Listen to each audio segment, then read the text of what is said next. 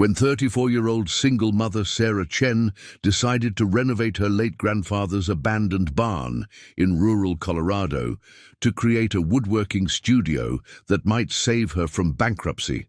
She never imagined that offering shelter to a stranded geology professor during a sudden mountain blizzard would lead to discovering a hidden room containing hand-drawn maps to the legendary Silverpoint Mine, a treasure worth an estimated $18.7 million that had been lost for over 130 years, transforming her from a struggling furniture maker facing eviction into the owner of one of Colorado's most significant historical mining discoveries.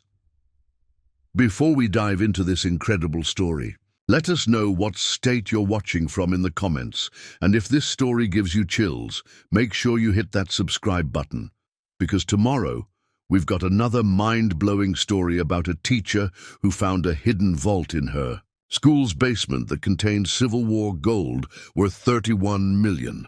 At 34 years old, Sarah Chen was staring at the mathematical impossibility of keeping her two young children housed and fed as she sat in her cramped Denver apartment kitchen on a frigid January morning in 2024, surrounded by eviction notices from Mountain View properties, past due daycare bills she couldn't afford, and a final notice from Rocky Mountain Electric that would shut off their power in exactly 7 days if she couldn't produce the $1,847 she didn't have and couldn't possibly raise in time to prevent her family from losing everything they had. Left after her husband Michael's death in a construction accident 18 months earlier, the certified letter from her landlord lay open beside her morning coffee like a death sentence for everything she had tried to build as a single mother. Its corporate language reducing 3 years of struggle and sacrifice to a series of missed rental payments and legal procedures. Notice to quit and pay rent or quit premises.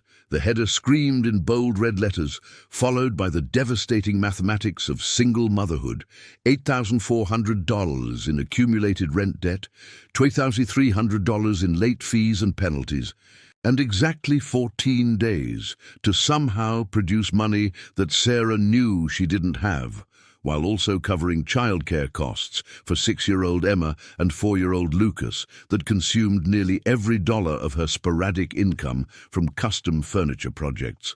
Sarah's small apartment in the subsidized housing complex that had become their home after Michael's death sat like a temporary refuge in a neighborhood that had witnessed too many families destroyed by the impossible economics of Denver's housing crisis. The 2-bedroom unit that cost $1,150 monthly had seemed affordable when Michael's construction job was providing steady income, but his sudden death had eliminated their primary financial support while leaving Sarah with funeral expenses, medical bills, and the crushing realization that her part-time furniture-making business couldn't generate sufficient income to support 2 children and cover basic living expenses in one of America's most expensive housing markets.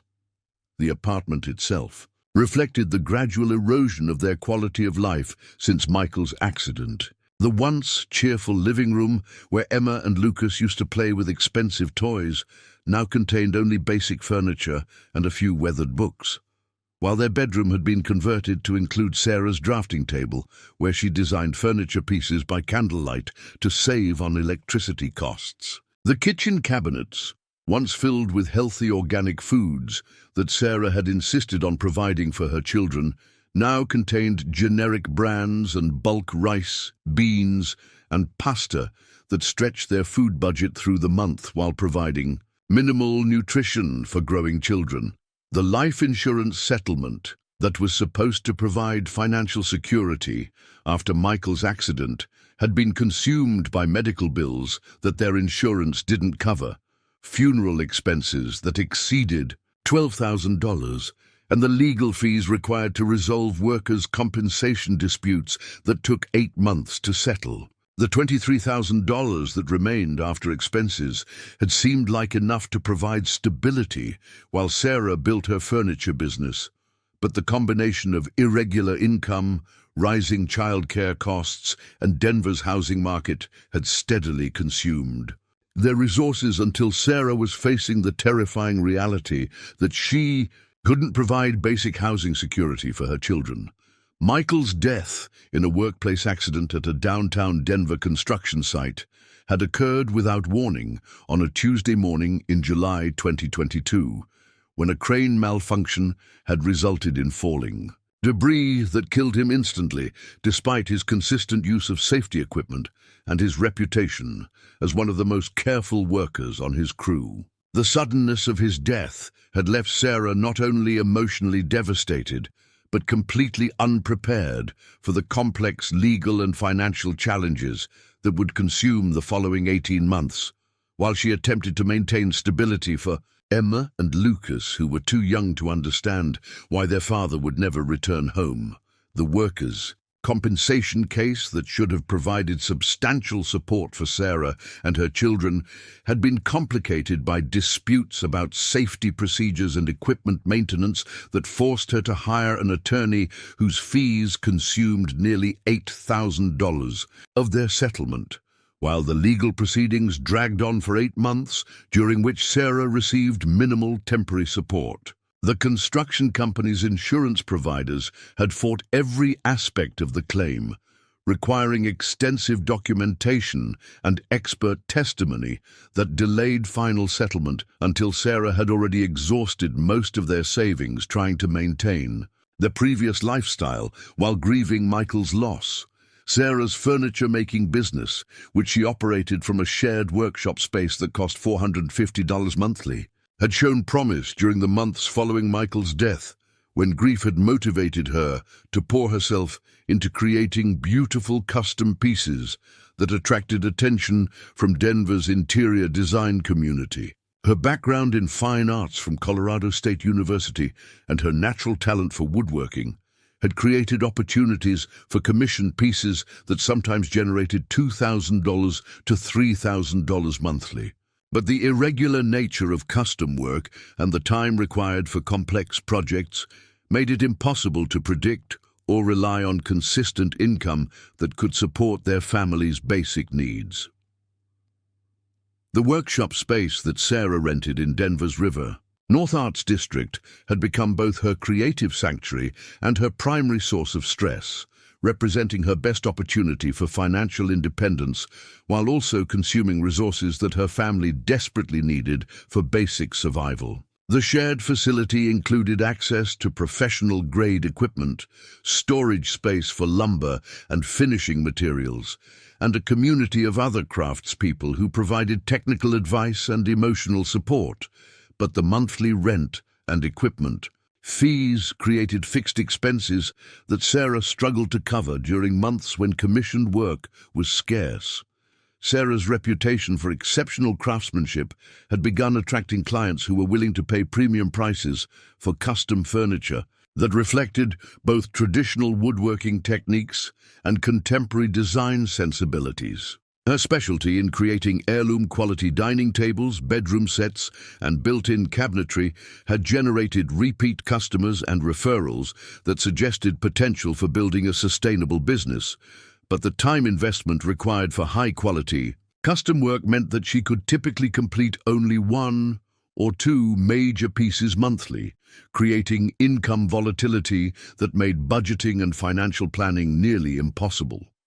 The specific financial pressures that were destroying Sarah's stability reflected the impossible economics that single mothers faced throughout Colorado and across America. Childcare costs alone consumed $1,400 monthly for both children, while basic expenses including food, utilities, transportation, and clothing required another $1,800 monthly, creating a minimum survival budget of $3,200 that exceeded her average monthly income by nearly $800.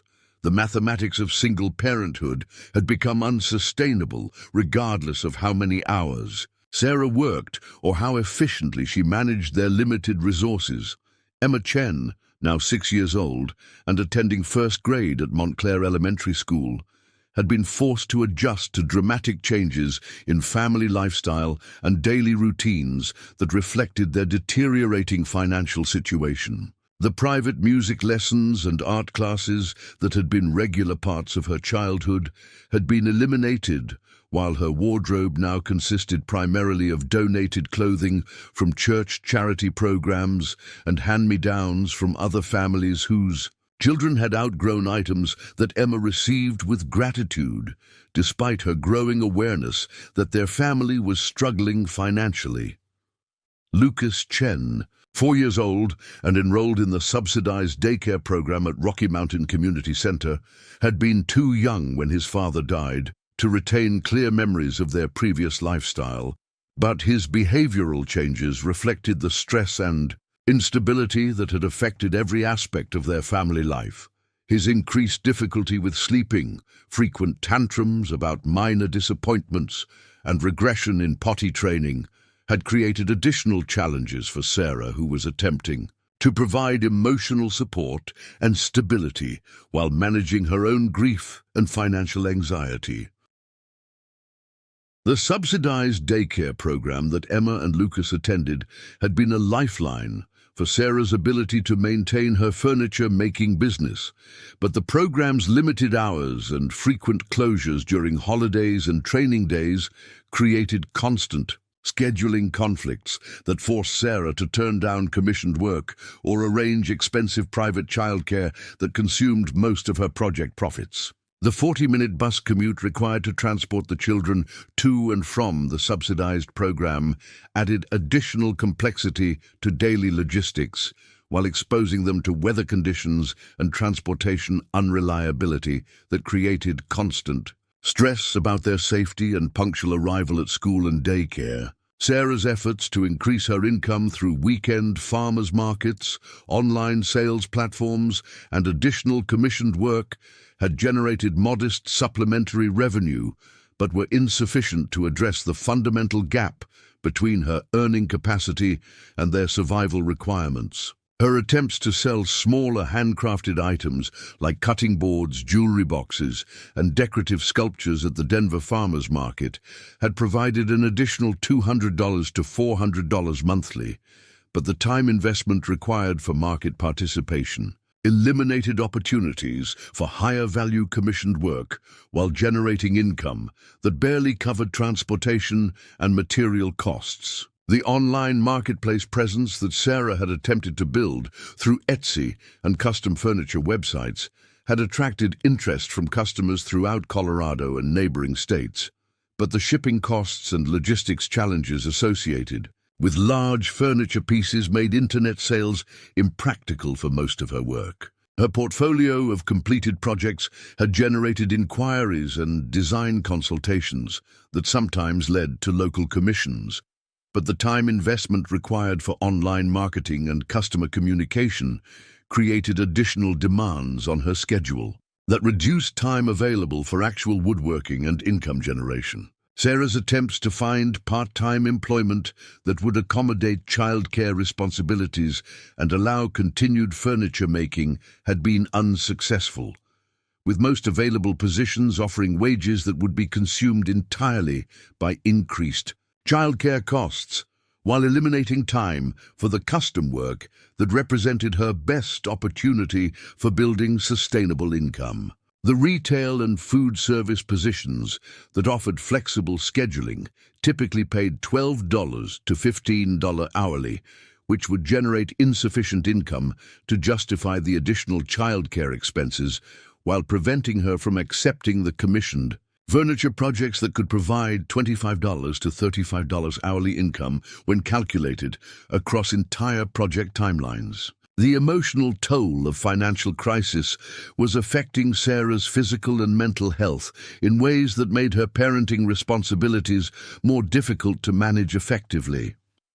The constant stress of unpaid bills and housing insecurity had created anxiety symptoms that affected her sleep and concentration, while the physical demands of furniture making combined with single parenting responsibilities were leaving her exhausted and overwhelmed. Sarah had been avoiding social activities and community events where other parents might discuss financial topics that highlighted her family's desperate situation, creating isolation that compounded her stress and reduced access to informal support networks that could provide both emotional encouragement and practical assistance. The prospect of eviction represented more than just housing displacement for Sarah and her children.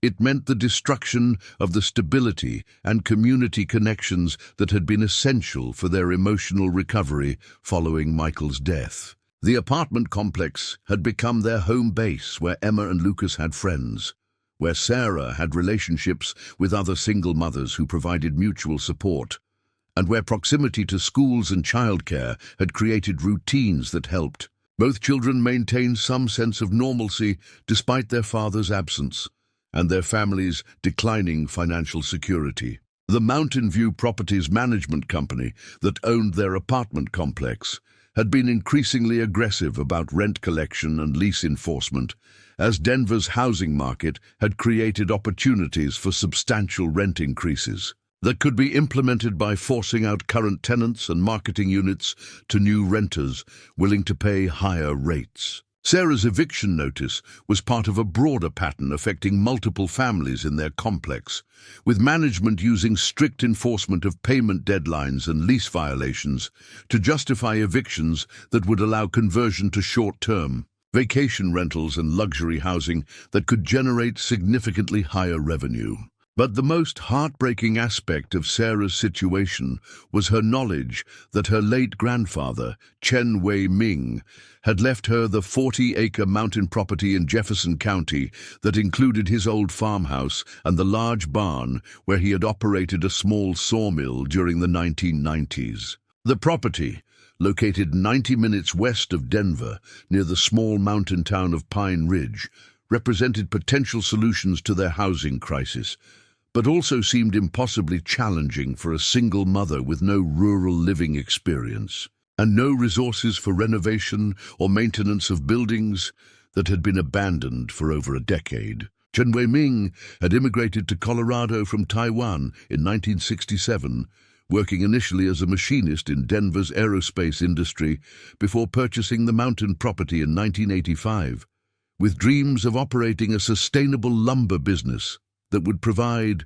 independence and connection to the natural environment that reminded him of his childhood in Taiwan's mountainous regions. His sawmill operation had been modestly successful during the 1990s construction boom, providing custom lumber for mountain homes and specialty wood products for Denver's furniture makers and craftsmen who appreciated the quality and character of locally sourced timber that Chen Wei-ming processed with traditional techniques and environmental sensitivity. Sarah's childhood memories of visiting grandfather Chen's mountain property included weekends spent learning woodworking techniques in his well-equipped shop, hiking through the dense pine forests that covered most of their 40 acres, and listening to his stories about sustainable forestry practices and traditional Asian woodworking methods that had shaped his approach to lumber production. Chen Wei-ming had been the person who had introduced Sarah to woodworking, teaching her traditional joinery techniques and precision craftsmanship that had become the foundation of her furniture-making skills and her appreciation for working with natural materials. The relationship between Sarah and her grandfather had been particularly close because of their shared interest in woodworking and their similar artistic sensibilities that appreciated both traditional craftsmanship and innovative design approaches. Chen Wei-ming had recognized Sarah's natural talent for understanding wood grain, tool handling, and the patience required for precision work, encouraging her artistic development while also teaching practical skills that would later prove essential for her furniture-making business and her ability to envision possibilities for renovating and improving the mountain property that would eventually become her inheritance. Chen Wei-ming's death in 2019 had occurred during Sarah's pregnancy with Lucas, when the complications of Michael's demanding construction schedule and her own health issues had prevented her from spending time at the mountain property or making decisions about its future. The property had been willed entirely to Sarah, but the inheritance had seemed more like a burden than an asset given the costs and complexities of maintaining rural property while managing young children and urban employment responsibilities. That left little time or energy for considering major lifestyle changes. The mountain property that Sarah had inherited included not only the 200-square-foot farmhouse where Chen Wei-ming had lived, but also the large barn that housed his sawmill equipment, workshop tools, and lumber storage areas that remained filled with seasoned wood and machinery that represented thousands of dollars in potential assets. The barn, built in 1923 by the property's previous owner, was a massive structure with solid timber framing and stone foundation work that had been designed to accommodate heavy equipment and large-scale lumber processing operations that could support commercial timber production. The sawmill equipment that Chen Wei-ming had accumulated during his decades of operation included professional-grade bandsaws, planing equipment, kiln drying facilities, and precision measuring tools that would be valuable for any serious woodworking operation. The lumber inventory that remained in the barn included seasoned hardwoods, specialty pine varieties, and exotic wood species that Chen Wei-ming had acquired through trading relationships with other small-scale lumber producers throughout Colorado and the southwestern United States. Sarah's recent consideration of the mountain property as a potential solution to their housing crisis had been motivated by desperation rather than practical planning, but her knowledge of the barn's workshop capabilities and the property's potential for supporting a furniture-making business had created growing interest in possibilities that might allow her to escape Denver's impossible housing costs while building a sustainable rural lifestyle that could provide both economic and emotional security for her family. The drive to Pine Ridge that Sarah had made 3 weeks earlier with Emma and Lucas had been intended as a preliminary assessment of the property's condition and potential for renovation. But the visit had revealed both promising possibilities and overwhelming challenges that made rural relocation seem simultaneously appealing and terrifying.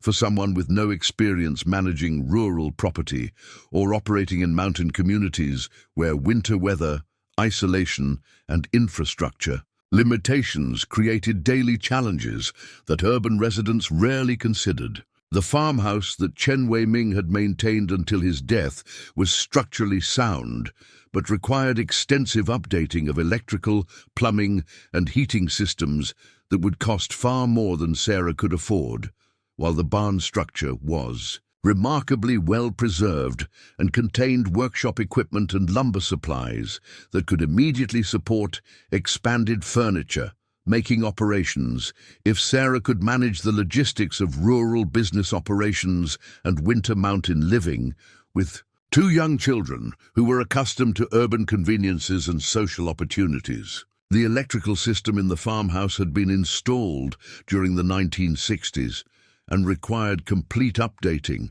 to meet current safety codes and to support the power requirements for modern appliances and workshop equipment. The plumbing system included a well water source that had been reliable for Chen Wei-ming, but required testing and potential treatment systems to ensure safety for children, while the septic system needed inspection and possible replacement that could cost $15,000 or more, depending on soil conditions and regulatory requirements. The heating system consisted of a wood-burning stove that had been adequate for Chen Wei-ming's lifestyle, but would require supplementation with propane or electric heat to maintain comfortable temperatures for children during Colorado's harsh mountain winters, when temperatures could remain below zero for extended periods.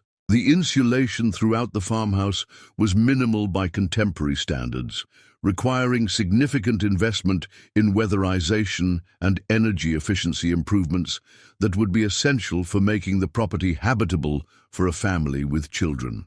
But Sarah's growing interest in the mountain property had been complicated by her complete lack of resources for renovation, her concerns about rural school systems and childcare options, and her uncertainty about whether furniture making could, generate sufficient income to support her family in a location where transportation costs and isolation would create additional challenges for accessing markets and maintaining client relationships that had been built in Denver's urban environment. The Pine Ridge Elementary School that Emma would attend had a reputation for excellent academic programs and small class sizes that could provide individual attention that might benefit her educational development. But the school was located 12 miles from the Chen property and required reliable transportation that would add complexity and expense to daily logistics. The nearest childcare options for Lucas were even more limited, with only 2 small facilities in Pine Ridge that had waiting lists and higher costs than the subsidized program he currently attended in Denver. The property taxes on the 40-acre mountain inheritance were only $1,200 annually, a fraction of her current rental costs, but the responsibilities of rural property ownership included maintenance, utilities, and infrastructure costs that could easily exceed her current budget. If unexpected problems developed with heating systems, well water, septic systems, or the access road that connected their property to Highway 285, the isolation that made mountain living appealing also created potential risks for a single mother managing emergency situations or medical needs without immediate access to urban services and support systems. The access road to the Chen property was a half-mile gravel drive that required regular maintenance and snow removal during winter months when accumulations could make the property inaccessible for days at a time without proper equipment and preparation. The nearest neighbors were a quarter-mile away, providing privacy and peaceful environment, but also creating isolation that could be challenging for children who were accustomed to urban social opportunities and activities. Sarah's financial crisis had reached the point where rural relocation was beginning to seem less like a choice and more like the only remaining option for avoiding homelessness. But the practical challenges of moving 2 young children to an isolated mountain property during winter conditions, while attempting to establish a sustainable income source, seemed almost as impossible as continuing to afford Denver housing costs on her current irregular income from furniture making. The transportation costs associated with rural living would include not only increased fuel expenses for the longer commutes to Denver for client meetings and material purchases, but also the need for a more reliable vehicle capable of handling mountain roads and winter driving conditions. Sarah's current car, a 2014 Honda Civic with 187,000 miles, was adequate for urban driving, but lacked the ground clearance and 4-wheel drive capability that would be essential for safe mountain transportation, especially during winter weather, when road conditions could become hazardous without warning. As Sarah sat in her kitchen on this January morning, calculating whether selling her remaining furniture, making tools might generate enough cash to delay eviction for a few additional weeks, she was unaware that the mountain property she had inherited contained secrets that would transform her desperate situation into a discovery that would attract the attention of mining companies, historical societies, and government officials whose interest in her grandfather's legacy would exceed anything she had ever imagined possible about the quiet Taiwanese immigrant who had seemed to live such a simple life in his mountain sawmill operation. The decision that Sarah was being forced to make between certain eviction in Denver and uncertain survival in the mountains represented more than just a housing choice.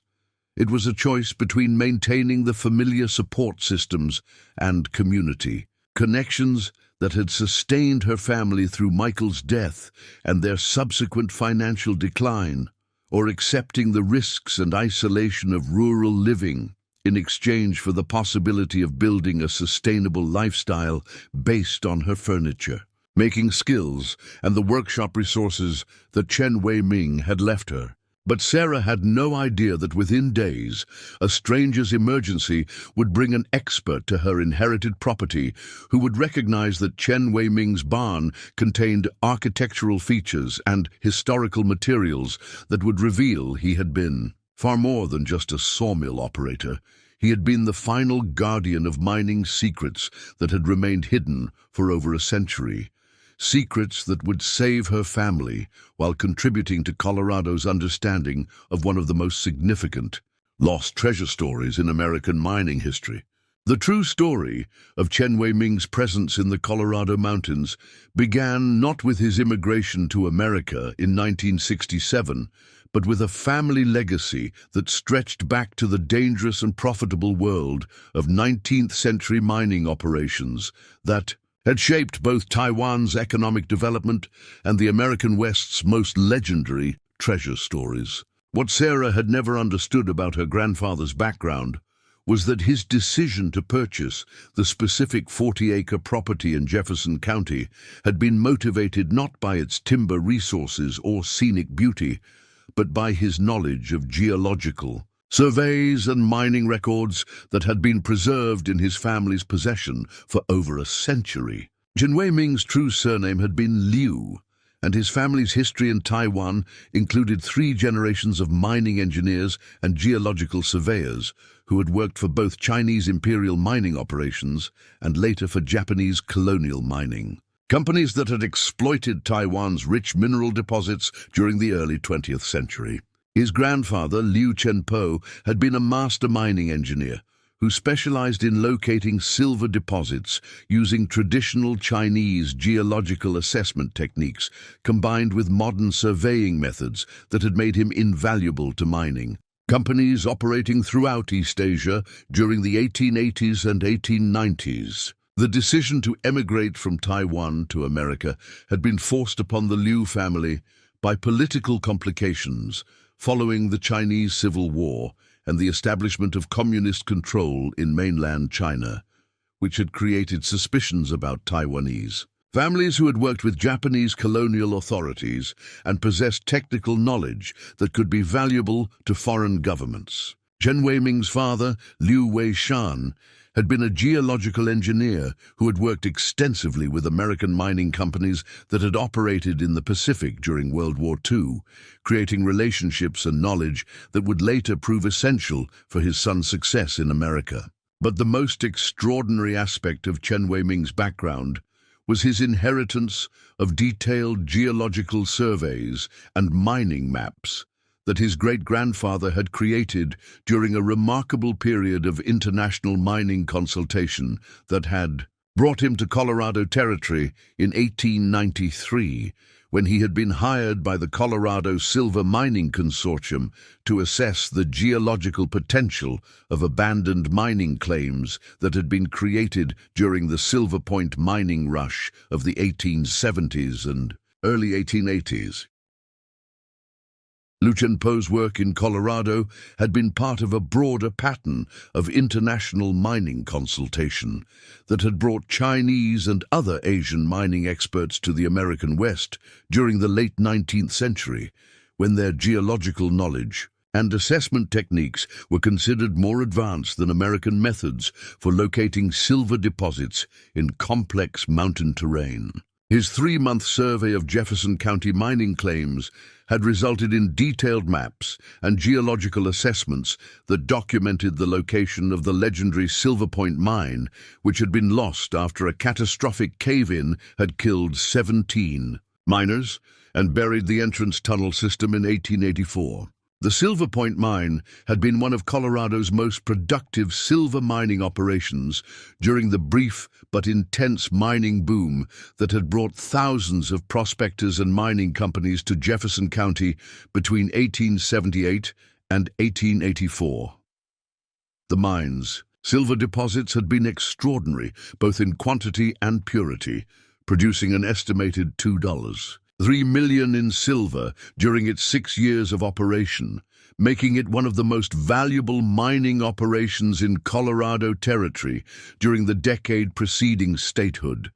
The catastrophic collapse that had closed the Silverpoint Mine had been caused by structural engineering failures that reflected the dangerous and often improvised mining techniques that characterized Colorado's early mining operations. The cave-in had not only killed 17 miners, but had also destroyed the carefully mapped tunnel systems and mining infrastructure that had been necessary for accessing the silver deposits, while burying the entrance areas under thousands of tons of rock and debris that made rescue operations impossible and recovery efforts economically unfeasible. The loss of access to the Silverpoint Mine had been particularly devastating because the geological surveys had indicated that the mine's known silver deposits represented only a fraction of the total mineral wealth contained in the mountain formation, with extensive unexploited silver veins that could have continued production for decades if the structural engineering problems had been solved using more sophisticated mining techniques and safety procedures. Liu Chenpo's survey work had been commissioned specifically to assess the potential for reopening the Silverpoint Mine using improved engineering techniques and equipment that could safely access the buried silver deposits while avoiding the structural problems that had caused the original collapse. His geological assessment had confirmed that the silver deposits were far more extensive than original miners had realized, with potential reserves that could be worth millions of dollars if extracted using modern mining methods and proper engineering support. But Liu Chenpo's work had been interrupted by political complications and financial disputes among the mining consortium members that had prevented implementation of his recommendations for reopening the mine. The detailed maps and geological surveys that he had created had been intended as the foundation for a massive mining operation that would have required substantial investment in specialized equipment and engineering expertise that the consortium could not obtain due to economic conditions and regulatory challenges that affected Colorado mining operations during the 1890s. The decision to abandon the Silverpoint recovery project had been made reluctantly by consortium members who understood the enormous potential value of the silver deposits, but could not overcome the technical and financial challenges associated with safe excavation of the buried mine shafts and tunnels. Liu Chenpo's surveys and maps had been retained by the consortium with the intention of resuming mining operations when economic conditions and technological capabilities would support a successful recovery project. However, the economic depression of the 1890s and the subsequent shift in American monetary policy from silver to gold standard had eliminated investor interest in Colorado silver mining operations, while technological limitations continued to make safe excavation of the buried Silverpoint deposits economically unfeasible. The consortium had eventually disbanded, distributing its remaining assets, including Liu Chenpo's geological surveys and mining maps, to individual members who had hoped to pursue smaller-scale recovery efforts that never materialized. Liu Chenpo's geological work had been far more sophisticated than typical American mining surveys of the era, incorporating traditional Chinese geomantic principles for understanding underground water systems and mineral formations combined with precision surveying techniques that he had learned during his training with Imperial Chinese mining operations. His maps included not only surface landmarks and tunnel entrances, but also detailed analysis of geological formations that could indicate the most promising areas for locating additional silver deposits that had not been discovered during the original mining operations. The maps that Liu Chenpo had created included information about underground water systems, rock formations, and geological indicators that would be essential for any future mining operations, attempting to access the Silverpoint deposit safely and efficiently. His surveys had identified alternative access routes that could bypass the collapsed tunnel systems while reaching the main silver veins through safer approaches that would require sophisticated engineering but could avoid the structural problems that had caused the original catastrophe. The preservation of Liu Chenpo's mining surveys and geological maps had been maintained through 3 generations of the Liu family as valuable technical documentation that represented both significant historical information and potential economic assets that could be valuable if mining technology and economic conditions ever made recovery of the Silverpoint deposits feasible. The maps had been carefully stored using traditional Chinese preservation techniques that had protected the paper and ink quality for over a century.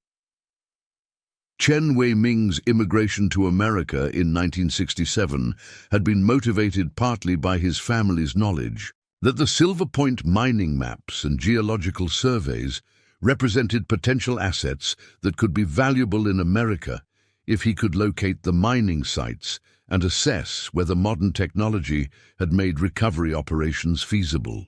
His initial work as a machinist in Denver's aerospace industry had provided both income and technical knowledge about precision engineering and equipment that could be relevant for modern mining operations. The decision to purchase the specific 40-acre property in Jefferson County had been based on Chen Wei-ming's careful analysis of his great-grandfather's maps and geological surveys, which had indicated that the property included areas that were directly adjacent to the Silverpoint Mine's known silver deposits and could potentially provide access to undiscovered mineral formations that had been identified but never exploited during the original mining operations. Chen Wei-ming's sawmill operation had been designed not only as a legitimate lumber business, but also as cover for his systematic investigation of the property's geological features and his search for evidence of the Silverpoint Mine's location and potential for recovery using modern mining techniques. His lumber business had provided opportunities for extensive excavation and ground disturbance that could reveal geological formations and mineral indicators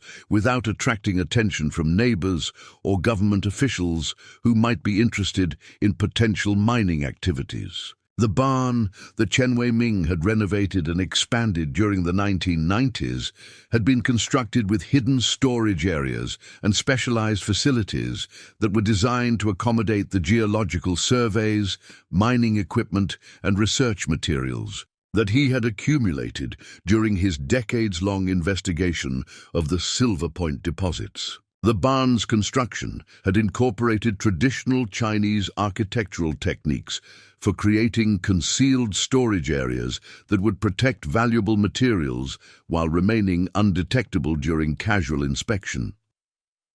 Chen Wei-ming's workshop facilities had included not only lumber processing equipment, but also geological survey tools, mineral testing equipment, and specialized mapping materials that he had used for his systematic investigation of the property's underground formations and potential mining sites. His technical background in precision machining had provided the skills necessary for creating and maintaining the specialized equipment required for geological assessment and mineral exploration. The lumber business had also provided Chen Wei-ming with legitimate reasons for extensive property excavation and ground disturbance that had allowed him to conduct systematic geological surveys throughout the 40-acre property and surrounding areas. His forestry operations had created opportunities for soil sampling, underground exploration, and geological assessment that would have attracted suspicion if conducted without the cover of legitimate business activities. During the 1990s construction boom, Chen Wei-ming's lumber business had been successful enough to provide substantial income while also funding his geological research and mining exploration activities. The custom lumber and specialty wood products that he provided to Denver's construction and furniture-making industries had generated revenue that supported both his family's living expenses and his substantial investments in geological survey, equipment and mining research that he conducted as a private investigation into the Silverpoint deposits. Chen Wei-ming's research had confirmed many of his great-grandfather's geological assessments, while also identified additional potential mineral formations that had not been documented in the original 1890s surveys. His systematic investigation of the property had revealed geological indicators that suggested the presence of significant silver deposits that could be accessed using modern mining techniques and equipment that were far more sophisticated and safer than the methods that had been available during the 1880s mining operations. The breakthrough in Chen Wei-ming's research had occurred in 1998, when his excavation for a new lumber storage area had revealed evidence of the original Silverpoint Mine's entrance tunnel system, including structural remnants and mineral formations, that confirmed the accuracy of his great-grandfather's maps and indicated that the main silver deposits were located directly beneath his property. The discovery had provided Chen Wei-ming with definitive proof that the legendary Silverpoint Mine was not only real, but accessible through his land. However, Chen Wei-ming's discovery had also created complex legal and practical challenges related to mineral rights, environmental regulations, and the substantial investment that would be required for safe and profitable recovery of the silver deposits. His investigation of Colorado mining law had revealed that mineral rights for the property had been retained by the state government, requiring extensive legal procedures and regulatory compliance that would be expensive and time-consuming even if mining operations proved economically feasible. The environmental regulations that governed modern mining operations in Colorado required extensive impact assessments, safety procedures, and restoration planning that would add millions of dollars to the cost of any mining project, while also creating regulatory delays that could extend for years before actual mining operations could begin. Chen Wei-ming's assessment of these regulatory requirements had convinced him that individual mining operations would be economically impossible despite the potential value of the silver deposits. Chen Wei-ming's decision to preserve his geological research and mining maps rather than pursue active mining operations had been motivated by his understanding that the Silverpoint deposits would require large-scale corporate mining operations with substantial financial resources and regulatory expertise that were beyond his individual capabilities. His documentation of the mine's location and potential had been intended as a legacy that could be valuable for future generations who might have access to the resources and expertise necessary for safe and profitable mining operations.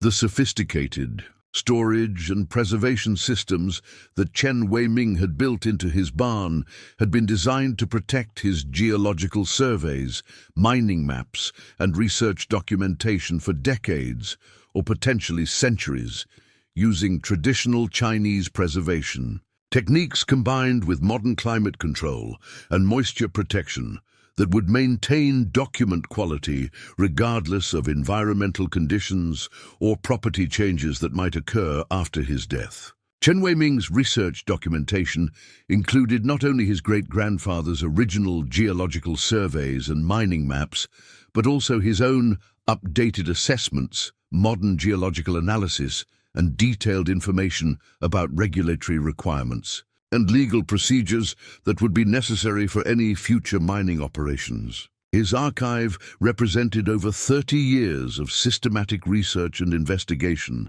that had confirmed the location and potential value of one of Colorado's most legendary lost mines.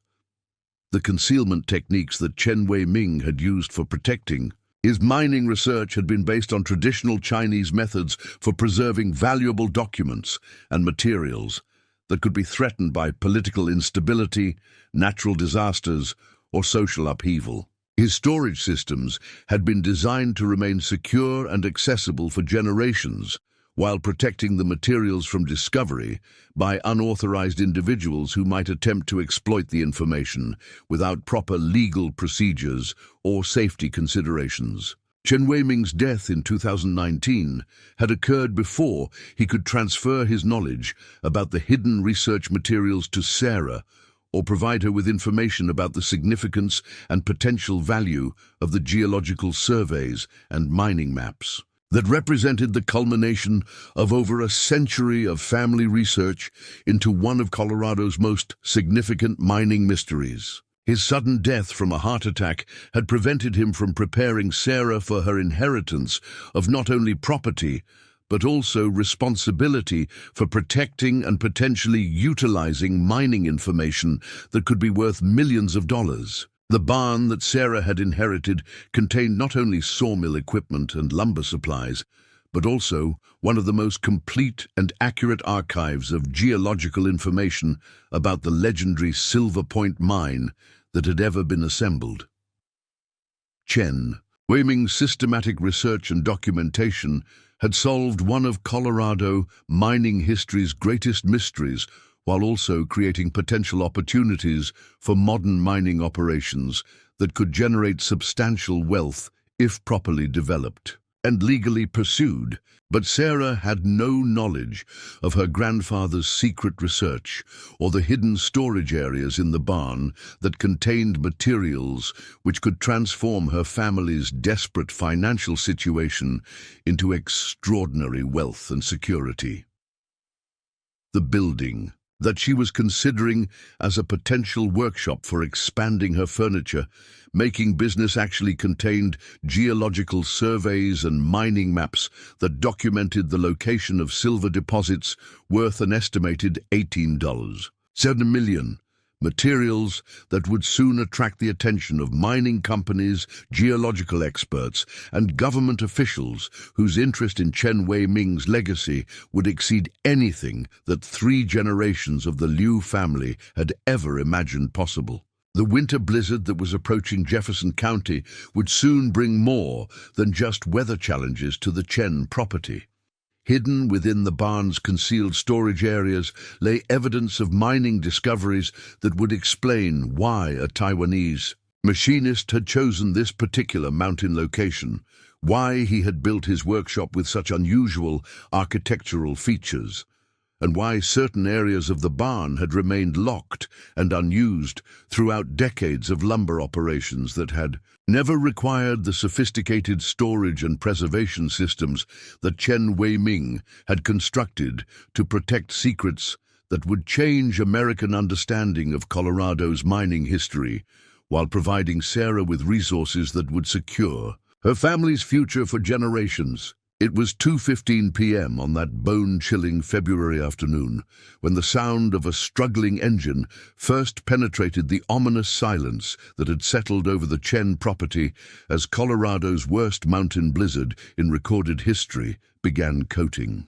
Jefferson County with dangerous accumulations of snow and ice that were making travel increasingly treacherous and forcing emergency services to issue warnings for people to remain indoors until conditions improved. Sarah was in the barn, conducting her final assessment of Chen Weiming's sawmill equipment and workshop facilities, trying to determine whether the rural property could realistically support her furniture-making business, when she heard what sounded like a vehicle in serious mechanical distress, laboring up the mountain access road that connected their property to Highway 285. The temperature had dropped to 8 degrees Fahrenheit, while heavy snow continued accumulating at a rate that was pushing both human endurance and automotive systems beyond their safe operating limits.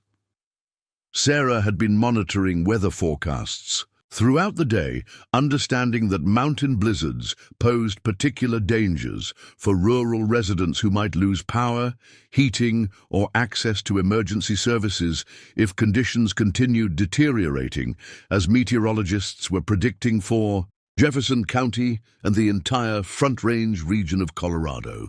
Emma and Lucas were inside the farmhouse with space heaters and emergency supplies, while Sarah conducted what she had intended as her final evaluation of the property's potential for supporting their family's relocation from Denver's impossible housing costs to the challenging but potentially sustainable lifestyle that mountain living might provide if she could overcome the substantial obstacles associated with rural single parenting and establishing a furniture-making business in an isolated location.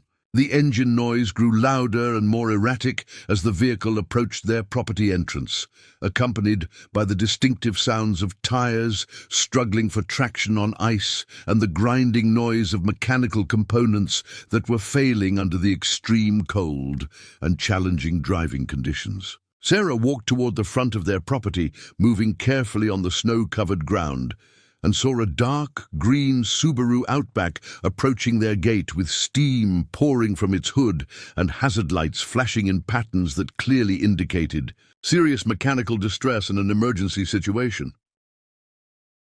The vehicle belonged to Dr. Amanda Rodriguez, a 47-year-old geological survey specialist and mining history professor who worked for the Colorado Geological Survey and specialized in 19th-century mining operations and mineral resource assessment throughout the Colorado Rockies.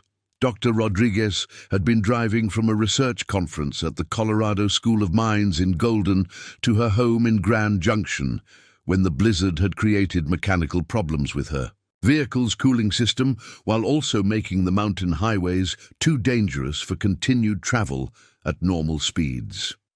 Dr. Rodriguez's professional background included advanced degrees in geological engineering from the Colorado School of Mines and specialized training in historical mining analysis from the U.S. Geological Survey's mineral resource assessment programs. Her expertise in Colorado Territory mining operations and geological survey techniques had made her one of the leading authorities on lost mines, abandoned mining claims, and the geological assessment methods that had been used during Colorado's mining boom periods of the late 19th century.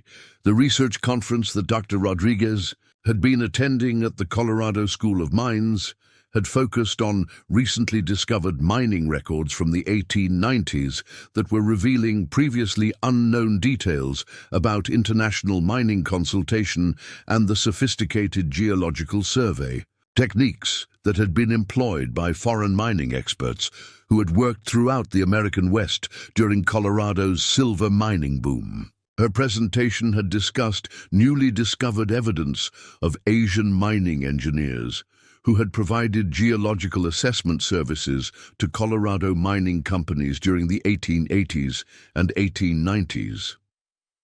As Dr. Rodriguez's disabled vehicle reached the Chen property gate, Sarah could see that she was clearly experiencing an emergency situation that had forced her to seek help at the first property she could reach along the increasingly treacherous mountain highway that connected small communities throughout Jefferson County. Her vehicle's radiator was overheating despite the cold temperature, creating clouds of steam that were making visibility difficult, while warning lights on her dashboard were indicating multiple system failures that had brought her emergency to a complete halt just as driving conditions were becoming life-threatening. "Ma'am, I'm terribly sorry to bother you during this blizzard," Dr. Rodriguez called out as she carefully climbed from her steaming vehicle, her professional demeanor remaining calm despite obvious stress about both her mechanical problems and the dangerous weather conditions. "My car has broken down, and I'm concerned about staying safe during this storm. Would it be possible to use your phone to call for assistance and perhaps wait inside until help arrives or conditions improve enough for safe travel?" Sarah looked at this woman, recognizing the kind of genuine distress and professional competence that reflected someone who was accustomed to managing difficult situations but was currently facing circumstances beyond her control. Despite her family's own desperate financial situation and the uncertainty about their property's future, Sarah's instinctive response to people in emergency situations reflected the mountain community values and mutual assistance that had sustained rural Colorado families through harsh winters and isolated living conditions for over a century. Of course, Sarah replied immediately, opening their gate and gesturing toward the warm lights of their farmhouse. "Let's get you inside where it's warm, and we'll figure out what we can do about your car and the storm. I'm Sarah Chen, and this is our property. You're welcome to stay as long as you need until it's safe to travel again." Dr. Rodriguez introduced herself as she carefully made her way across the snow-covered driveway toward the Chen farmhouse, explaining that she was a researcher returning from an academic conference and expressing gratitude for assistance that could literally be life-saving given the combination of mechanical failure and dangerous weather conditions. Her professional training had taught her to remain calm during crisis situations, but she was obviously relieved to find help from people who understood the seriousness of winter emergency situations in rural Colorado. Sarah helped Dr. Rodriguez carry her research materials and personal belongings from her disabled vehicle to the safety and warmth of their farmhouse, where Emma and Lucas immediately provided hot coffee, warm towels, and access to their telephone for calling emergency assistance or family members who might be worried about her safety during the storm. The Chen family's hospitality reflected generations of mountain living experience that had taught them the importance of helping stranded travelers and the community cooperation that was essential for survival during severe weather emergencies. "Mrs.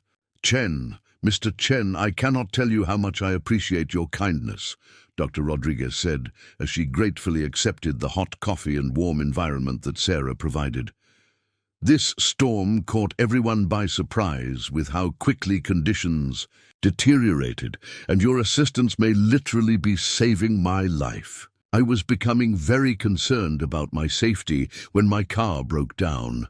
As Dr. Rodriguez waited for road conditions to improve sufficiently for towing services to operate safely, she found herself in conversation with Sarah about the property, their family history, and the challenges facing single mothers who were attempting to build sustainable rural lifestyles while managing the complex demands of parenting and business development in isolated mountain communities. Her academic background and professional training had given her extensive knowledge about rural Colorado history and the immigrant communities that had shaped agricultural and industrial development throughout the region during the late 19th and early 20th centuries. "Mrs. Chen," Dr. Rodriguez said, as she examined the historical photographs and family documents that were displayed throughout the Chen farmhouse, "your family's story seems to reflect many of the Asian immigrant experiences that I study in my professional research.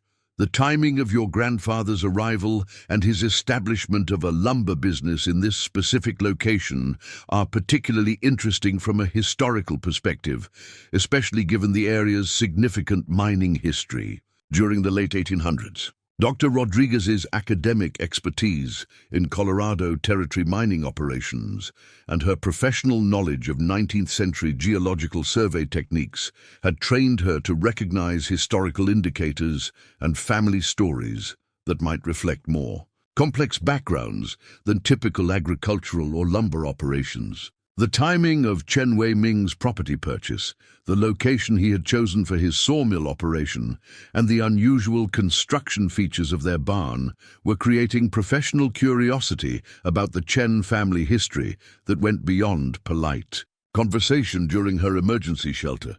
Sarah found herself sharing family stories and historical information about Chen Wei-ming's immigration, his lumber business success, and the sawmill construction techniques that had created such durable and well-designed buildings using what appeared to be traditional methods combined with unusually sophisticated engineering and construction planning. Sarah's knowledge of her family history was extensive, but she had never discussed Chen Wei-ming's background with someone who had professional expertise in Colorado mining history and the historical context of late 19th century Asian immigration patterns. The construction techniques and building materials that your grandfather used are quite sophisticated for typical lumber operations of that era, Dr. Rodriguez observed, as she examined the precision timber framing and stone foundation work that was visible throughout the farmhouse and barn structures.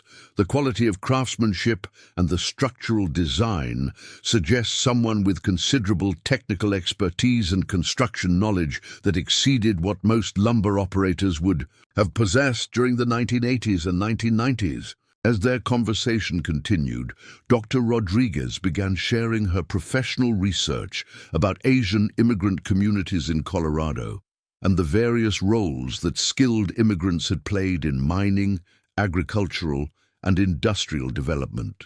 During the period when Chen Wei-ming had established his lumber business, her knowledge of Colorado mining history, geological assessment techniques, and the international consultation that had brought foreign experts to Colorado mining operations provided historical context that helped Sarah understand her family's story within broader patterns of immigrant success and technical expertise. "Dr. Rodriguez," Sarah said, her curiosity growing about the historical significance of her family's background, "you seem to know a great deal about Colorado mining history and Asian immigrants who worked in technical fields." Chen Wei-ming left very few personal documents or detailed information about his background in Taiwan, but he was obviously a skilled machinist and successful lumber operator. Do you think there might be ways to learn more about his background or the techniques he used for construction and business operations? Dr. Rodriguez's professional training and research experience had taught her to recognize indicators of historical significance that might warrant further investigation. And her conversation with Sarah was revealing family history details that suggested Chen Wei-ming's background might have been more complex and sophisticated than typical immigrant lumber operations. The timing of his immigration, his apparent technical expertise, and the unusual construction features of their property were creating professional interest that went beyond casual historical curiosity. "Mrs. Chen," Dr. Rodriguez said, "there are definitely research methods and historical resources that could provide more information about your grandfather's background and activities. The Asian immigration records, professional association memberships, and business connections from that era are quite well documented, and someone with Chen Wei-ming's apparent skills and success would likely have left historical traces that could be discovered through systematic research." As the blizzard continued and road conditions remained too dangerous for Dr. Rodriguez to continue her travel, she found herself spending additional time examining the Chen property structure and learning more about Chen Wei-ming's construction techniques and the unusual design features that had attracted her professional attention. Her academic training in geological assessment and her extensive knowledge of Colorado mining history had taught her to recognize architectural and construction details that might reflect purposes or requirements beyond typical lumber operations. The barn areas of the Chen property were particularly interesting to Dr. Rodriguez's professional expertise, especially the massive timber framing, the sophisticated foundation work, and the structural elements that seemed designed for supporting heavy equipment and industrial operations that exceeded typical lumber processing requirements. Her questions about the barn construction and Chen Wei-ming's equipment choices were revealing details that Sarah had never considered significant, but that reflected unusual construction features for typical sawmill operations during the 1990s. "Mrs. Chen," Dr. Rodriguez said, as Sarah showed her through the barn areas where they stored equipment and lumber supplies, "some of these construction features are quite unusual for lumber operations from that time period. The foundation work and structural reinforcement suggest that your grandfather designed these spaces for equipment and operations that might have required support for much heavier loads and more sophisticated machinery than typical sawmill operations would need." Sarah's tour of the barn areas had been motivated by her desire to be a good host and her interest in Dr. Rodriguez's professional knowledge about historical construction techniques. but her observations about unusual structural features were making Sarah more aware of design elements that she had always accepted as examples of Chen Wei-ming's thorough and skilled craftsmanship. Dr. Rodriguez's questions were encouraging Sarah to examine her property with new perspectives and to consider whether Chen Wei-ming's construction choices might have reflected purposes that subsequent generations had never understood. The conversation about Chen Wei-ming's construction techniques and design choices had naturally led to discussions about other aspects of the property that might reflect unusual features or historical significance. Dr. Rodriguez's professional curiosity about Colorado, mining history and her expertise in 19th-century geological operations had created interest in any historical documents, family papers, or construction details that might provide insights into Chen Wei-ming's background and activities during his decades of operating the lumber business. Dr. Rodriguez, Sarah said, Chen Wei-ming was obviously a man who planned carefully and built things to last, but he left very few personal documents or detailed information about his background. After he died in 2019, I focused on grieving and managing my family responsibilities, and I never seemed particularly interested in preserving historical information about Chen Wei-ming's life in Taiwan or his early years establishing the lumber business. Dr. Rodriguez's research experience had taught her that valuable historical information was often preserved in unexpected locations, and that careful examination of buildings, storage areas, and family properties could reveal documents, artifacts, or construction features that provided insights into immigrant experiences and activities that had not been recorded in obvious places. Her professional training encouraged systematic investigation of historical sites that might contain undiscovered materials of research value. Historical documents and personal papers from that era were often stored in locations that provided protection from fire, moisture, and other hazards that could destroy important family records, Dr. Rodriguez explained. Asian immigrants were particularly careful about preserving documentation that proved their legal status, property ownership, and business relationships, especially during periods when changing immigration policies and economic conditions created concerns about their long-term security and community acceptance. As evening approached and the blizzard continued making travel impossible, Dr. Rodriguez's extended stay at the Chen property was creating opportunities for more detailed conversations about Chen Wei-ming's background and the historical significance of the property construction.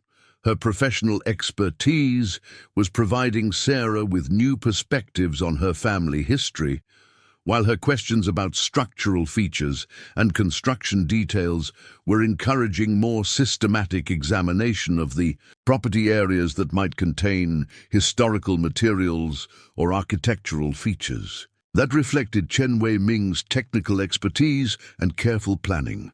The power outage that occurred at 8:47 p.m., caused by snow accumulation on electrical lines throughout Jefferson County, had forced Sarah and Dr. Rodriguez to use flashlights and emergency lighting to continue their examination of the property and their conversation about Chen Wei-ming's construction techniques. The loss of electric lighting had actually improved their ability to notice structural details and construction features that were less obvious under normal lighting conditions, while the emergency situation had created additional motivation for understanding the capabilities and resources that Chen Wei-ming had built into their property design.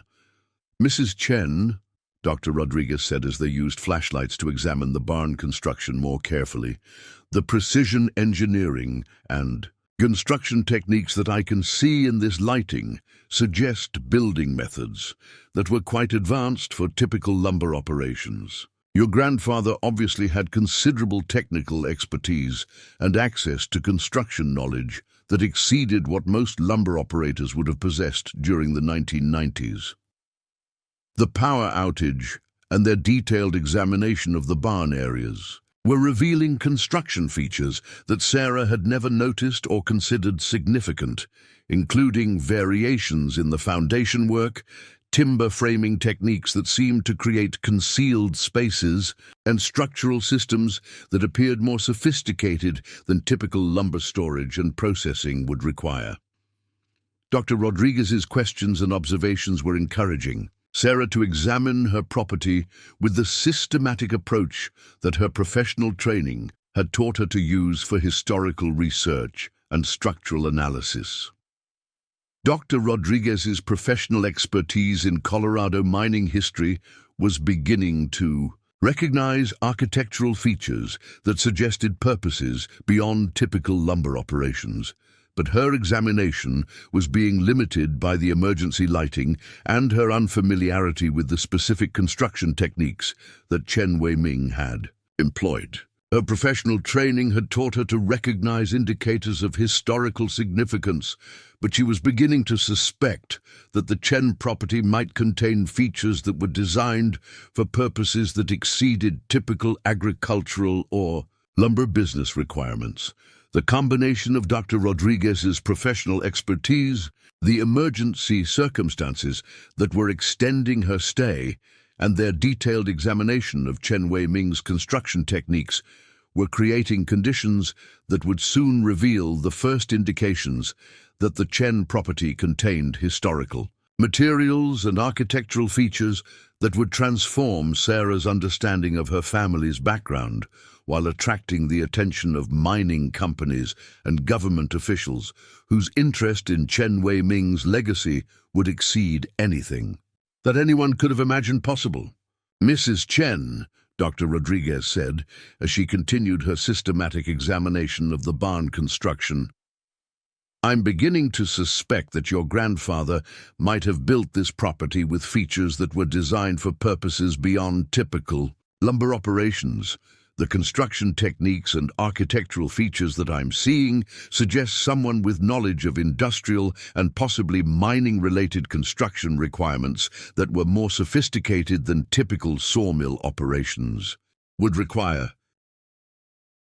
Sarah's growing understanding of Dr. Rodriguez's professional expertise and her specific knowledge of Colorado mining operations was making her more receptive to suggestions that Chen Wei-ming might have been involved in activities that had remained hidden from subsequent generations of his family. The combination of Dr. Rodriguez's geological background and her systematic examination of their property was revealing possibilities about Chen Wei-ming's true background and activities that Sarah had never considered, but which were consistent with family stories about his technical expertise and unusual construction choices.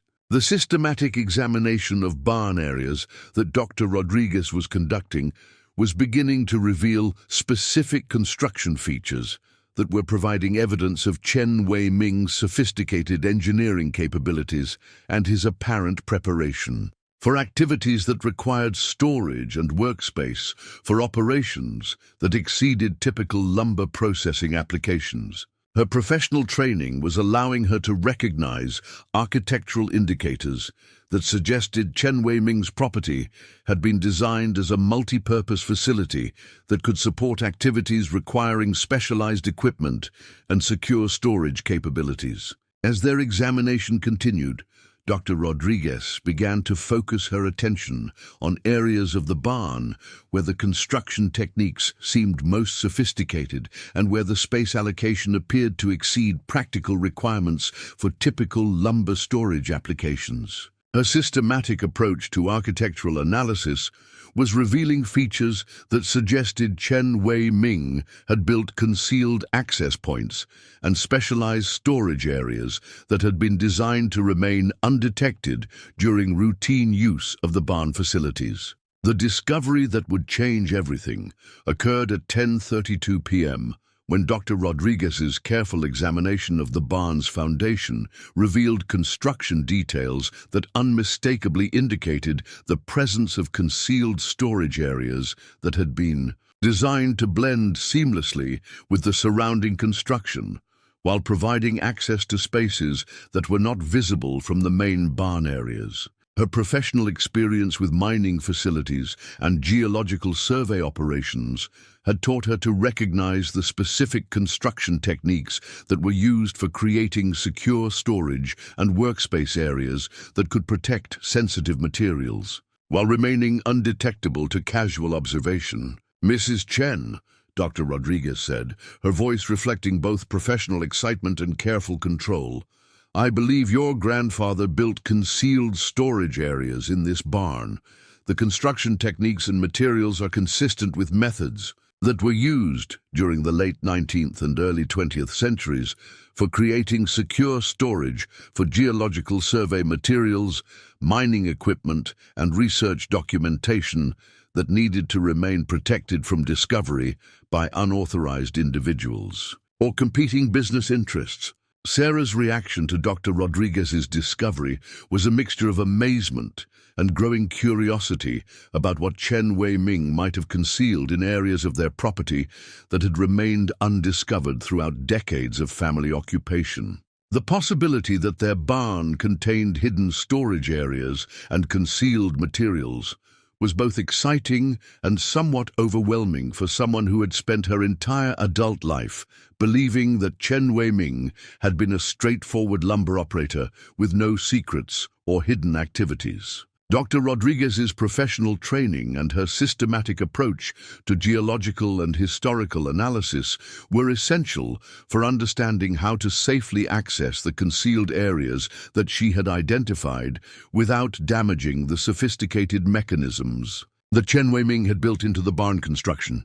Her experience with historical mining facilities and geological survey operations provided her with knowledge about the specific techniques and precautions that would be necessary for investigating hidden storage areas that might contain materials requiring careful handling and preservation.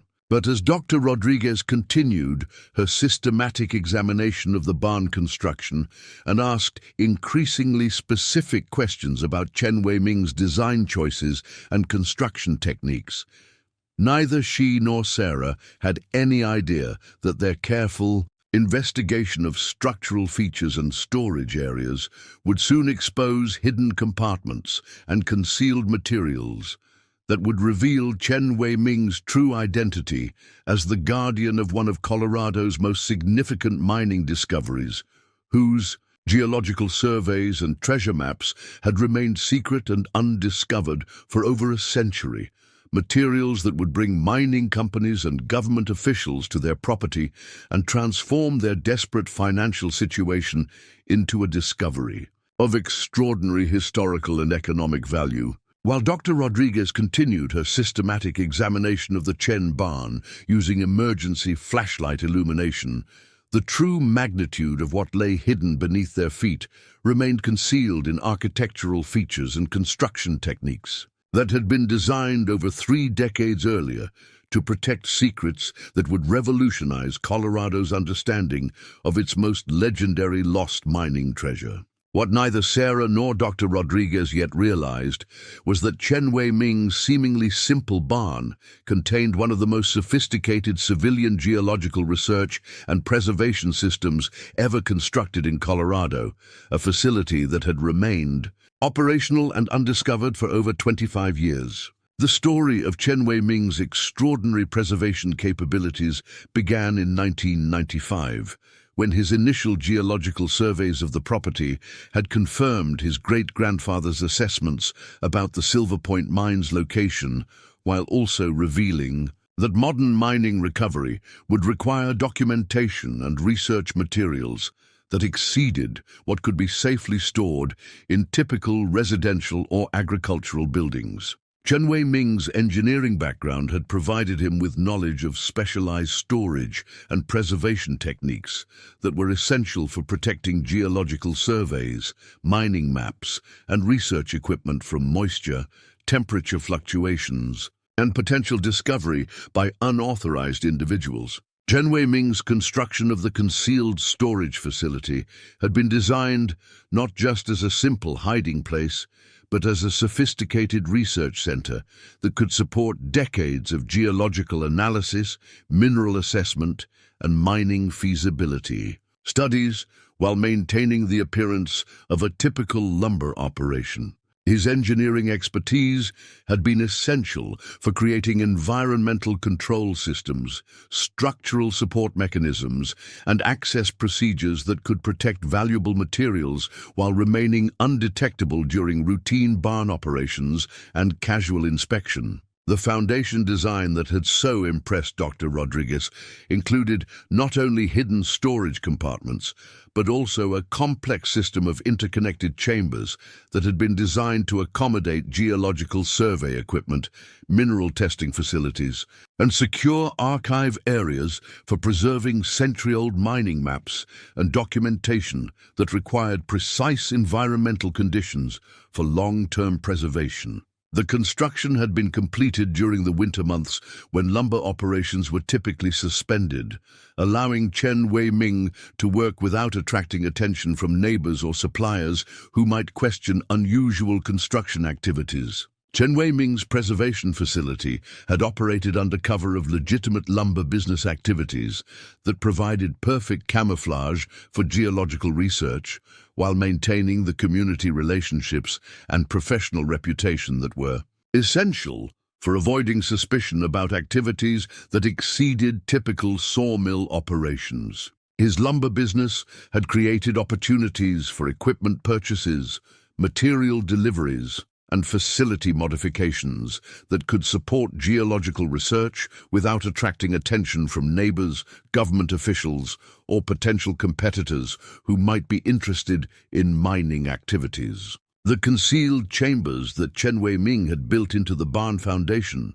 were accessible through mechanisms that had been disguised as routine construction features, but which could be activated by individuals who understood the specific sequences and techniques that he had developed for securing access to his geological research facilities. The timber framing that supported the barn included sliding panels and rotating sections that could reveal entrances to hidden areas without leaving obvious traces of their existence or operation.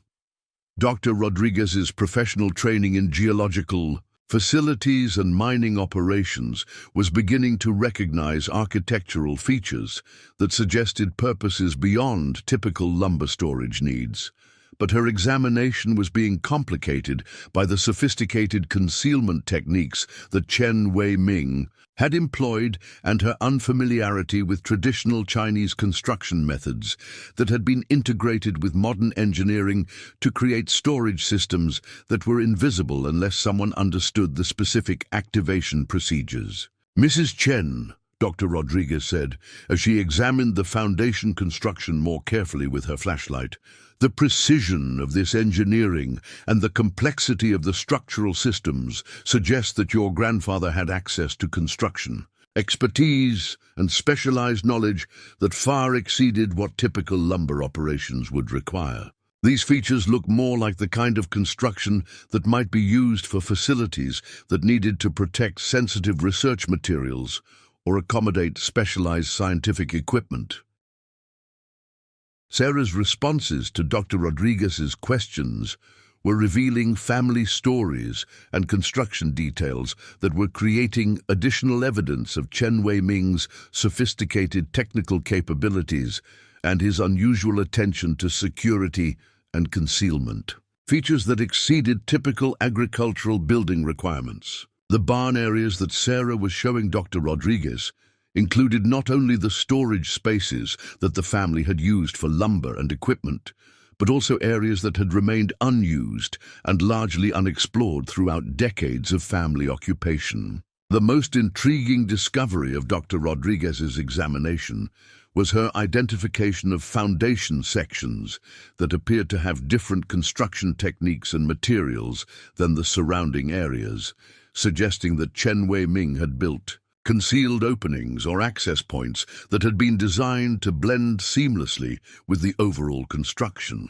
while providing entry to areas that were not visible during casual examination. Her professional training had taught her to recognize architectural indicators of hidden facilities and specialized storage areas that might have been used for protecting valuable research materials or scientific equipment.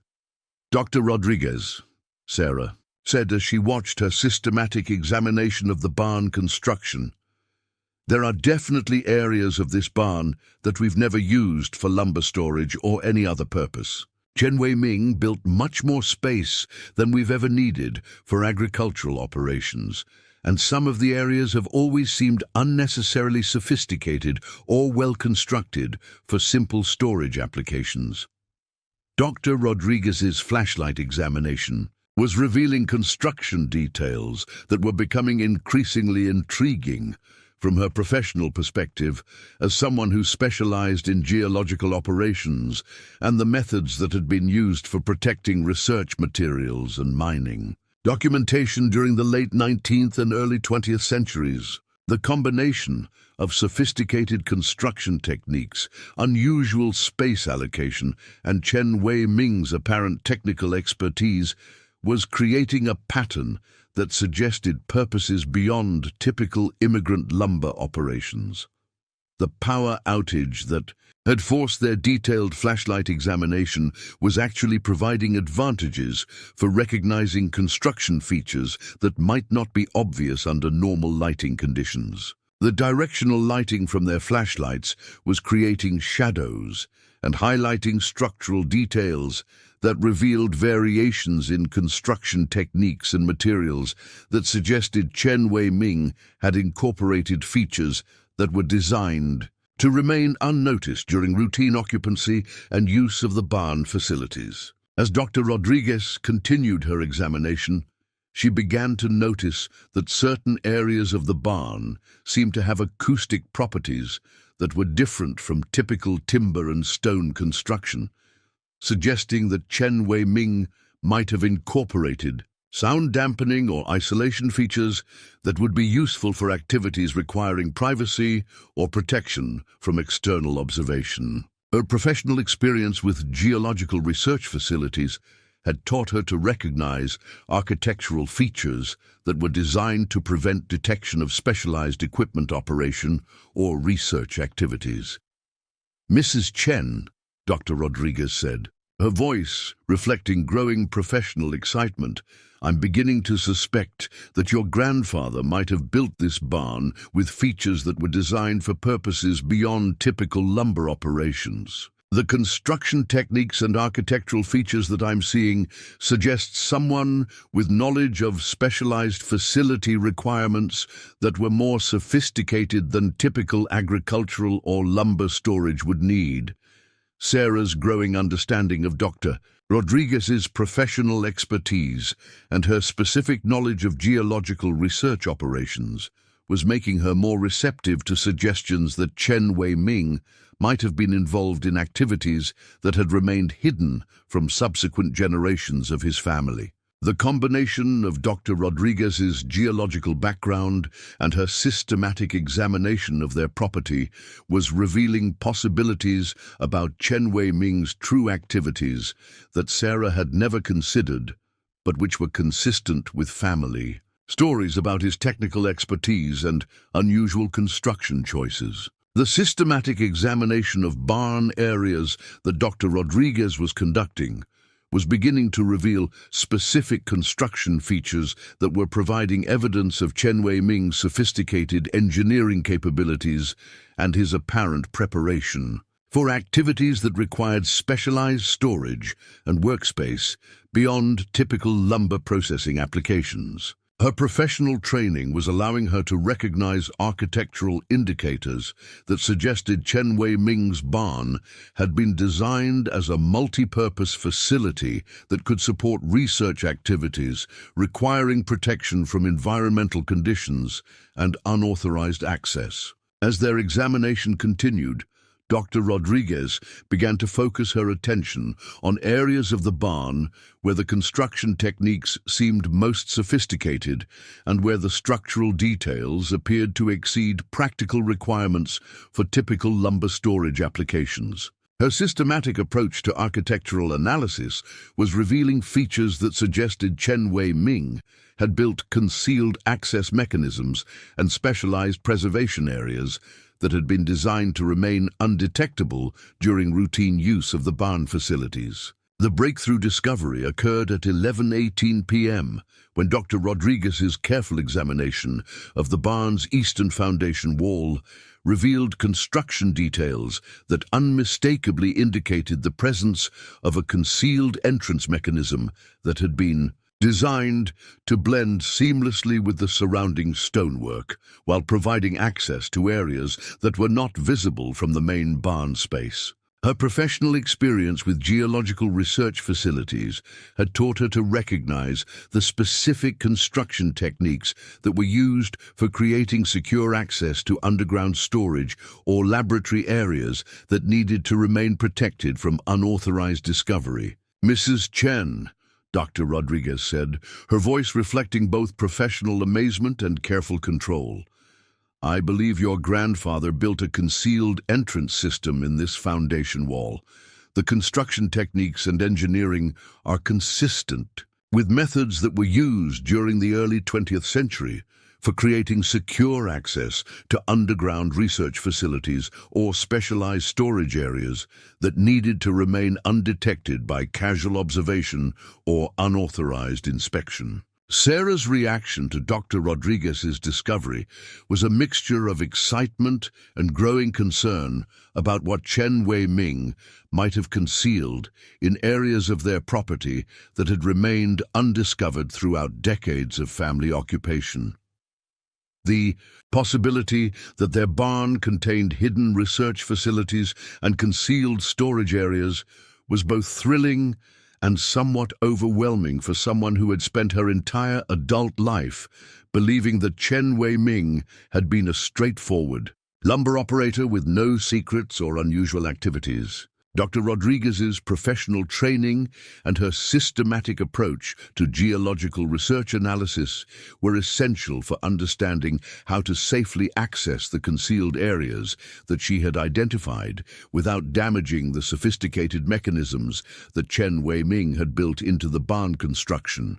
Her experience with historical research facilities and geological survey operations provided her with knowledge about the specific techniques and precautions that would be necessary for investigating hidden storage areas that might contain materials requiring careful handling and preservation procedures. The process of accessing Chen Wei-ming's concealed storage areas required understanding the specific mechanisms that he had incorporated into the barn construction, including the sequence of operations and the particular techniques that would activate the concealed openings without triggering any security features that might have been designed to protect the contents from unauthorized access. Dr. Rodriguez's professional expertise provided the systematic approach that was necessary for safely investigating areas that had remained undisturbed for over 2 decades.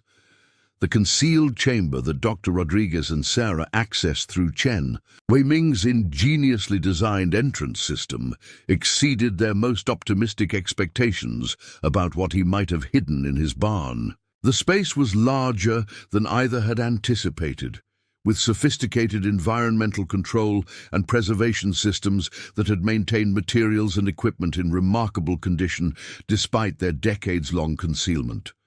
The chamber contained not only geological survey storage facilities, but also research equipment, mineral testing apparatus, and organizational systems that revealed the scope and sophistication of Chen Wei-ming's geological research operations. The initial examination of Chen Wei-ming's concealed research facility revealed evidence of geological activities that had been far more extensive and sophisticated than anything Dr. Rodriguez had encountered during her professional research into historical mining operations. The equipment and materials that Chen Wei-ming had accumulated and preserved represented one of the most complete and well-documented examples of private geological research facilities that had ever been discovered in Colorado, providing insights into research techniques and preservation methods that had remained unknown to contemporary geological researchers.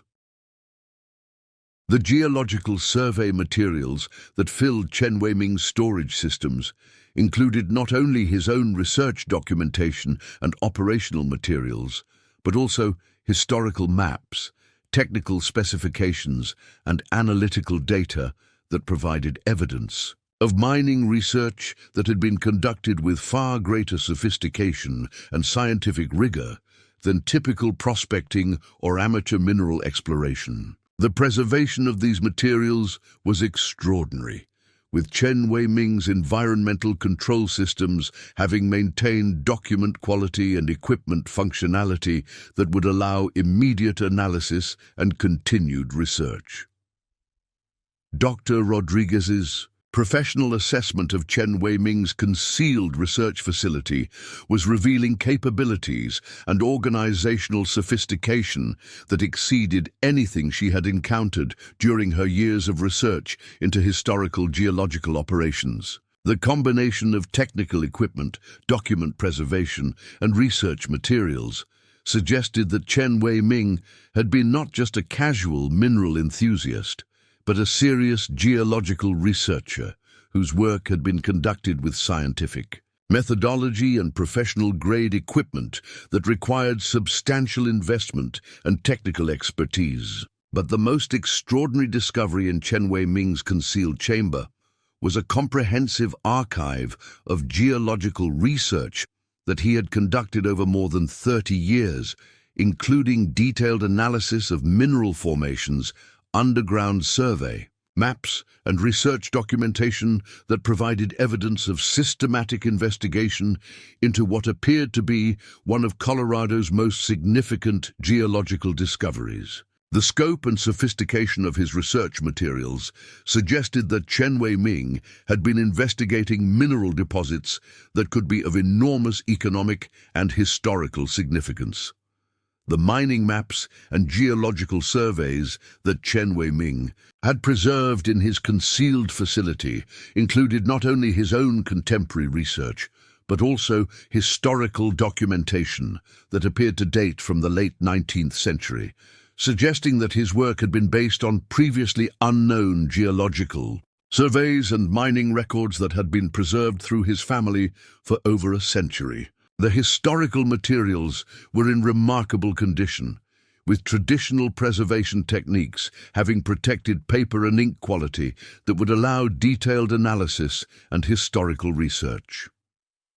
Dr. Rodriguez's growing understanding of Chen Wei-ming's research activities and the scope of materials that he had preserved was creating professional excitement about discoveries that would revolutionize understanding of Colorado's geological history and mining heritage. The materials that Chen Wei-ming had protected represented not just individual research contributions, but evidence of systematic geological investigation that had remained unknown to contemporary researchers and government agencies responsible for mineral resource assessment and historical preservation. The most remarkable aspect of Chen Wei-ming's archive was the detailed documentation of what appeared to be the lost Silverpoint Mine, including geological surveys, tunnel maps, and mineral assessment data that provided definitive evidence about the location and potential value of silver deposits that had been the subject of legend and speculation for over a century. The maps and surveys that Chen Wei-ming had preserved included information that could make recovery of the Silverpoint silver deposits economically feasible using modern mining techniques and equipment. "Mrs. Chen," Dr. Rodriguez said as she examined the historical mining maps and geological surveys that Chen Wei-ming had preserved, these materials appear to document the location of the legendary Silverpoint Mine that was lost during the 1880s. If these surveys are accurate, your grandfather had definitive knowledge about one of Colorado's most significant mining mysteries, and these maps could be worth millions of dollars to mining companies or historical preservation organizations. The geological assessment data that Chen Wei-ming had accumulated included not only historical mining maps, but also his own contemporary analysis of mineral formations, underground water systems, and geological indicators that would be essential for any modern mining operation attempting to access the Silverpoint deposits safely and efficiently. His research had confirmed the accuracy of the historical surveys while also identifying additional mineral formations and potential access routes that had not been documented in the original 19th century mining records. The mining equipment and geological survey tools that Chen Wei-ming had accumulated in his concealed facility included professional-grade instruments for mineral testing, geological analysis, and underground survey work that represented substantial investment in specialized equipment that would be valuable for any serious geological research or mining feasibility assessment. The preservation of this equipment provided extraordinary insights into the technical capabilities and research methods that had been available to civilian geological researchers during the late 20th century. Dr. Rodriguez's professional evaluation of Chen Wei-ming's research materials was revealing that his geological investigation had been conducted with scientific methodology and technical sophistication that exceeded typical amateur prospecting or casual mineral exploration. The systematic approach and professional quality documentation suggested that Chen Wei-ming had been conducting research that could be valuable for contemporary understanding of Colorado's geological formations and mineral resource potential. As Dr. Rodriguez and Sarah continued their examination of Chen Wei-ming's concealed research facility and began to understand the scope and sophistication of the geological materials that he had preserved, they were beginning to realize that their discovery would attract the attention of mining companies, geological researchers, and government agencies whose interest in Chen Wei-ming's legacy would exceed anything that contemporary geological research had ever encountered.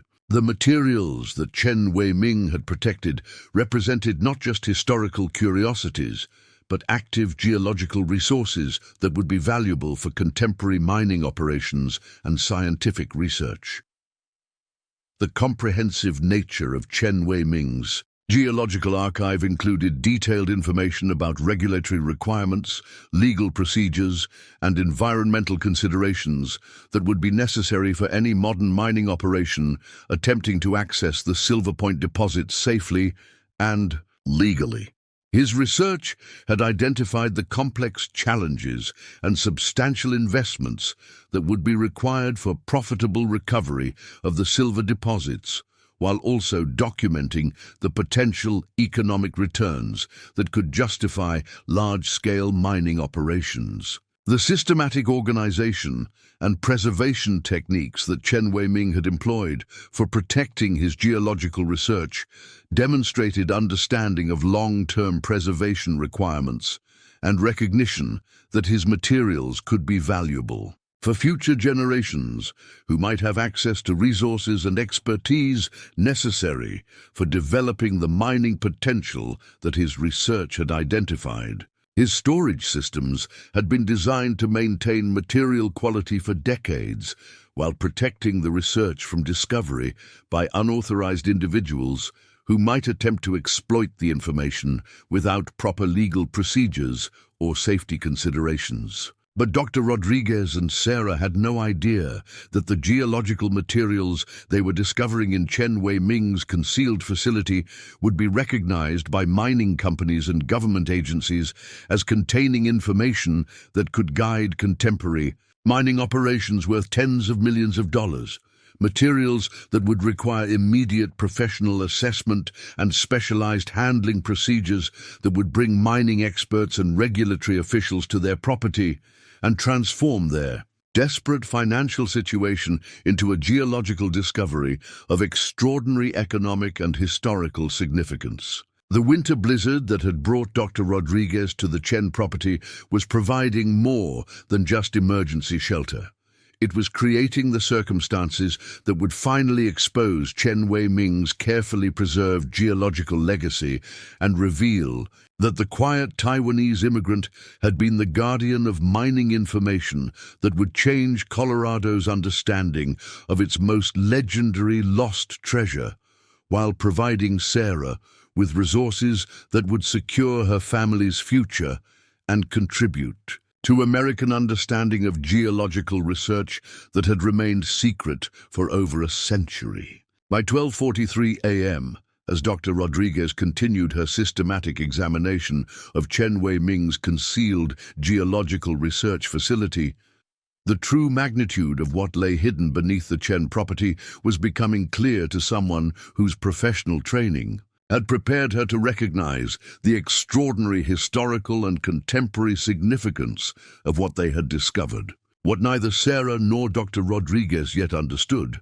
was that Chen Wei-ming's geological archive contained not just historical mining documentation, but active geological intelligence that was still relevant at the highest levels of Colorado's mineral resource management, including detailed information about silver deposit formations that had been unknown to state geological surveys and mining companies for over a century. Dr. Rodriguez's professional assessment of the documents and materials in Chen Wei-ming's hidden facility was revealing geological capabilities and research sophistication that exceeded anything she had encountered during her years of research into Colorado's mining history. The preservation quality of Chen Wei-ming's archive was extraordinary, with his environmental control systems having maintained document legibility and equipment functionality that would allow immediate analysis and operational use by contemporary mining companies and geological research institutions.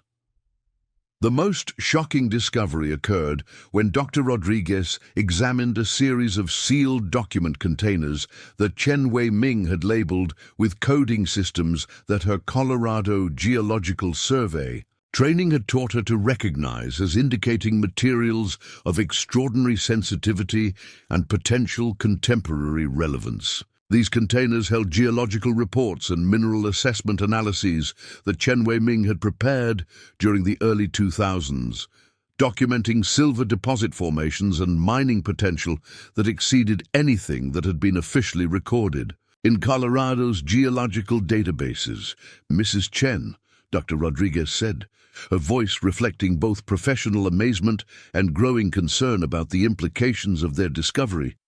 Your grandfather was documenting geological formations and mineral deposits that have never been officially surveyed or recorded by state agencies. These materials contain information about silver formations and mining potential that could guide contemporary mining operations worth tens of millions of dollars.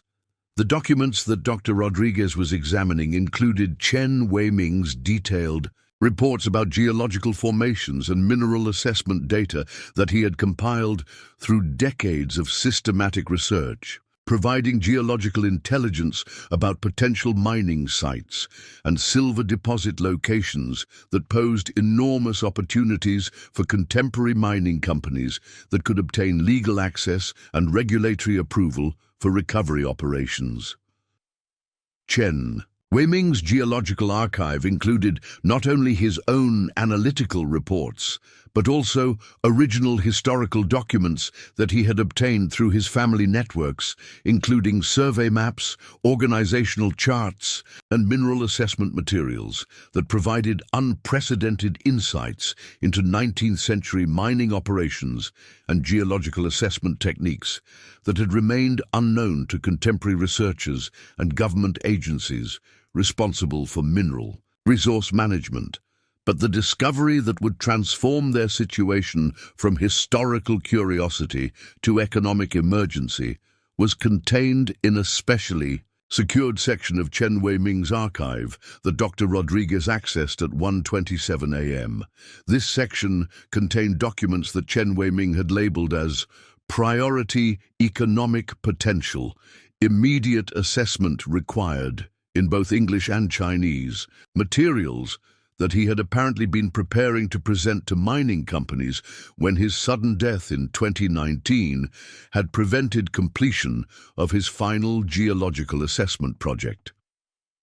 The documents in Chen Wei-ming's priority assessment section included detailed geological intelligence about the Silverpoint Mine's silver deposit formations that had been confirmed through modern geological analysis techniques, documenting specific locations, extraction methods, and economic potential involved in silver recovery operations that could be developed throughout Jefferson County and surrounding areas of Colorado.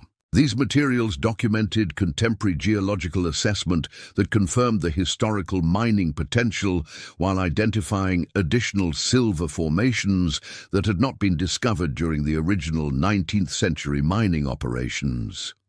Mrs. Chen, Dr. Rodriguez said, her professional training now overriding her excitement as she recognized the economic implications of their discovery. I need to contact the Colorado Geological Survey immediately. These materials contain geological intelligence about silver deposits and mining potential that could be critical for contemporary mineral resource management. Some of the geological formations and mineral deposits that your grandfather documented may represent the most significant undiscovered silver reserves in Colorado's recorded geological history. Dr. Rodriguez's professional assessment was recognizing that Chen Wei-Ming's geological archive contained information that was not just historically significant but potentially critical for contemporary mining operations and state mineral resource planning.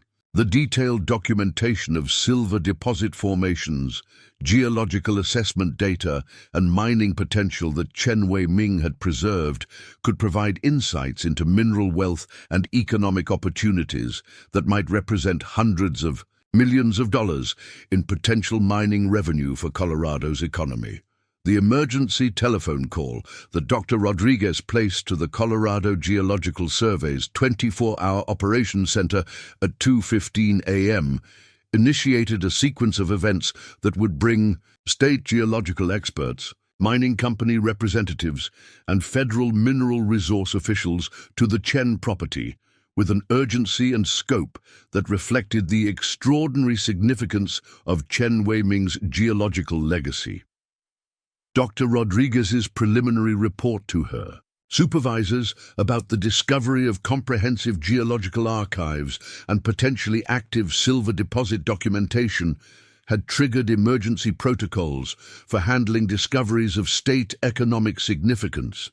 The response from Dr. Rodriguez's CGS supervisors was immediate and comprehensive, involving coordination with the Colorado Department of Natural Resources, the U.S. Geological Survey's Mineral Resource Division, and mining industry specialists who specialized in historical mining analysis and contemporary mineral extraction assessment. The preliminary information that Dr. Rodriguez provided about Chen Wei-Ming's archive had convinced state officials that the Chen property contained materials that required immediate professional assessment and secure handling procedures. Sarah Chen's reaction to Dr. Rodriguez's explanation about the economic significance of their discovery was a mixture of amazement, concern, and growing realization that her family's desperate financial situation was about to be transformed by government and industry interest in Chen Wei-Ming's geological legacy that would exceed anything she had ever imagined possible. The prospect of state agencies and mining companies arriving at her property with equipment and personnel for analyzing geological materials was both exciting and overwhelming for someone who had spent months facing eviction and bankruptcy. The state response to Dr. Rodriguez's report began arriving at the Chen property at 7:23 a.m. when a convoy of Colorado Geological Survey vehicles and specialized equipment trucks approached their property with the kind of operational efficiency and professional protocols that reflected the extraordinary sensitivity of materials that required immediate expert analysis and protection from potential security threats. The convoy included CGS geological analysis specialists, Colorado Department of Natural Resources mineral assessment experts, and mining industry consultants whose expertise in silver deposit evaluation made them essential for properly evaluating Chen Wei-Ming's archive. The leader of the state response team was Director Michael Thompson of the Colorado Geological Survey, a 28-year veteran of mineral resource assessment who had specialized in silver mining operations and geological evaluation throughout his career. Director Thompson's preliminary briefing about the Chen property discovery had convinced him that Chen Wei-Ming's geological archive represented one of the most significant mineral resource discoveries in recent Colorado history, with potential implications for understanding historical mining operations while identifying contemporary economic opportunities. Mrs. Chen, Director Thompson said as state specialists began establishing secure analysis facilities in the Chen property barn, your grandfather's geological archive appears to contain materials that could be invaluable for contemporary mining operations and state mineral resource planning. The preliminary assessment that Dr. Rodriguez has provided suggests that Chen Wei-Ming preserved geological intelligence about silver formations and mining potential that remained unknown to state authorities for over 3 decades. The systematic analysis of Chen Wei-Ming's geological archive that state specialists conducted during the following 4 days exceeded all expectations about the scope and significance of materials that had been preserved in the Chen barn. The combination of Chen Wei-Ming's detailed geological reports, original historical documents, and comprehensive documentation of silver deposit formations provided insights into Colorado's mineral wealth that revolutionized state understanding of historical mining potential while identifying economic opportunities that required immediate attention from contemporary mining companies and regulatory agencies. The economic assessment of Chen Wei-Ming's geological archive was conducted by Dr. Jennifer Martinez, a senior analyst from the Colorado Department of Natural Resources Mineral Valuation Office, who specialized in determining the financial value of geological materials for state acquisition and private sector licensing purposes. Dr. Martinez's preliminary assessment indicated that Chen Wei-Ming's archive contained geological materials that were worth approximately $18.7 million to Colorado mining companies based on their historical significance, contemporary relevance, and the costs that would be required to obtain equivalent geological intelligence through current survey operations. Mrs. Chen, Dr. Martinez explained during her preliminary briefing about the economic value of Chen Wei-Ming's archive.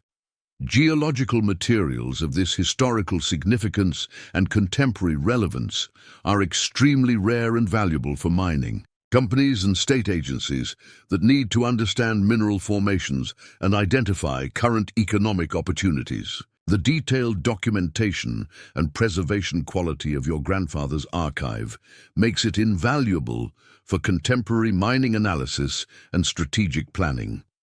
But the most extraordinary discovery in Chen Wei-Ming's archive was revealed during the detailed analysis conducted by Dr. Robert Kim, a specialist in silver deposit formations from the U.S. Geological Survey's Strategic Mineral Resources Office.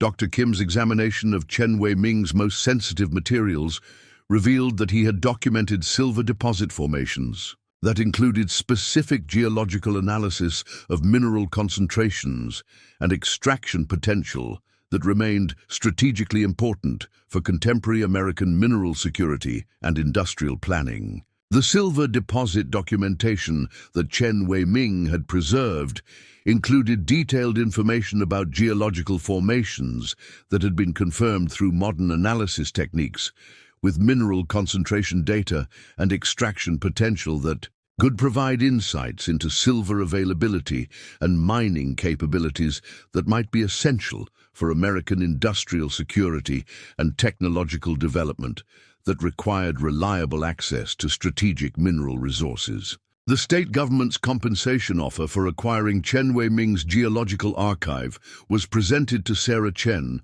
on March 5, 2024, by Director Thompson and Dr. Martinez, who explained that the Colorado Department of Natural Resources was authorized to provide immediate compensation of $12.5 million for exclusive access to Chen Wei-Ming's materials, followed by annual consultation fees of $1.8 million for Sarah's cooperation with ongoing analysis and research projects that would require her assistance and access to the Chen property. Mrs. Chen, Director Thompson explained, the geological materials that your grandfather preserved represent state economic assets that are essential for Colorado's mineral resource development and understanding historical mining operations that could affect contemporary economic planning.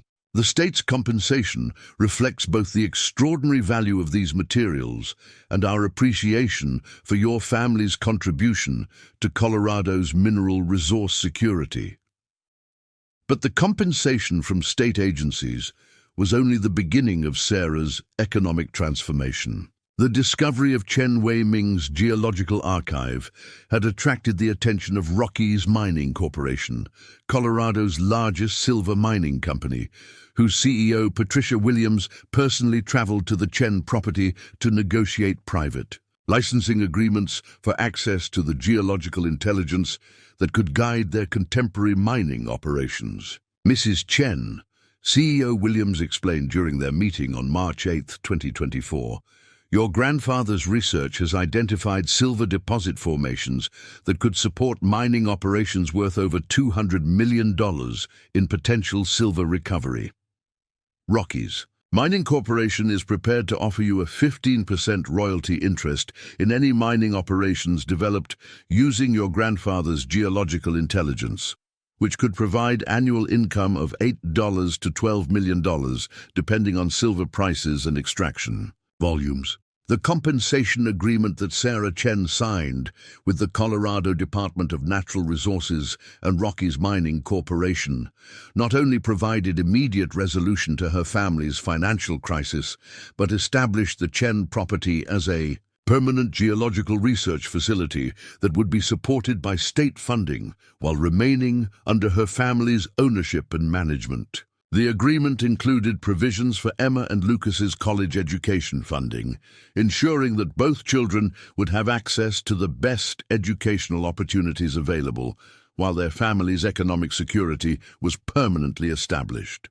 The transformation of the Chen property from struggling single mother's potential refuge to state geological research facility attracted national media attention that highlighted both the extraordinary historical discovery and the family's inspiring story of financial crisis transformed into economic security and national contribution. Sarah Chen's interviews with major news networks emphasized her amazement at Chen Wei-Ming's hidden legacy while expressing gratitude for state recognition and compensation that had saved not only their housing situation, but provided opportunities for contributing to Colorado's economic development. Dr. Rodriguez's role in recognizing and facilitating the discovery of Chen Wei-Ming's geological archive led to her promotion to senior geological analyst and her assignment as director of the Chen Wei-Ming Geological Research Institute, which was established at the Chen property to continue analysis of the materials and coordinate research into Colorado's mineral resources and historical mining operations. Dr. Rodriguez's expertise and her personal connection to the discovery made her the ideal candidate for leading ongoing research that would require years of detailed analysis and geological investigation. The Chen Wei-Ming Geological Research Institute became one of Colorado's premier facilities for geological analysis and mining research, attracting researchers and analysts from universities and mining companies throughout the world who were interested in studying silver deposit formations and geological assessment techniques that had shaped the development and economic potential of Colorado's mineral resources. The Institute's research programs provided new insights into geological formations and mining opportunities that influenced contemporary mining policies and strategic planning.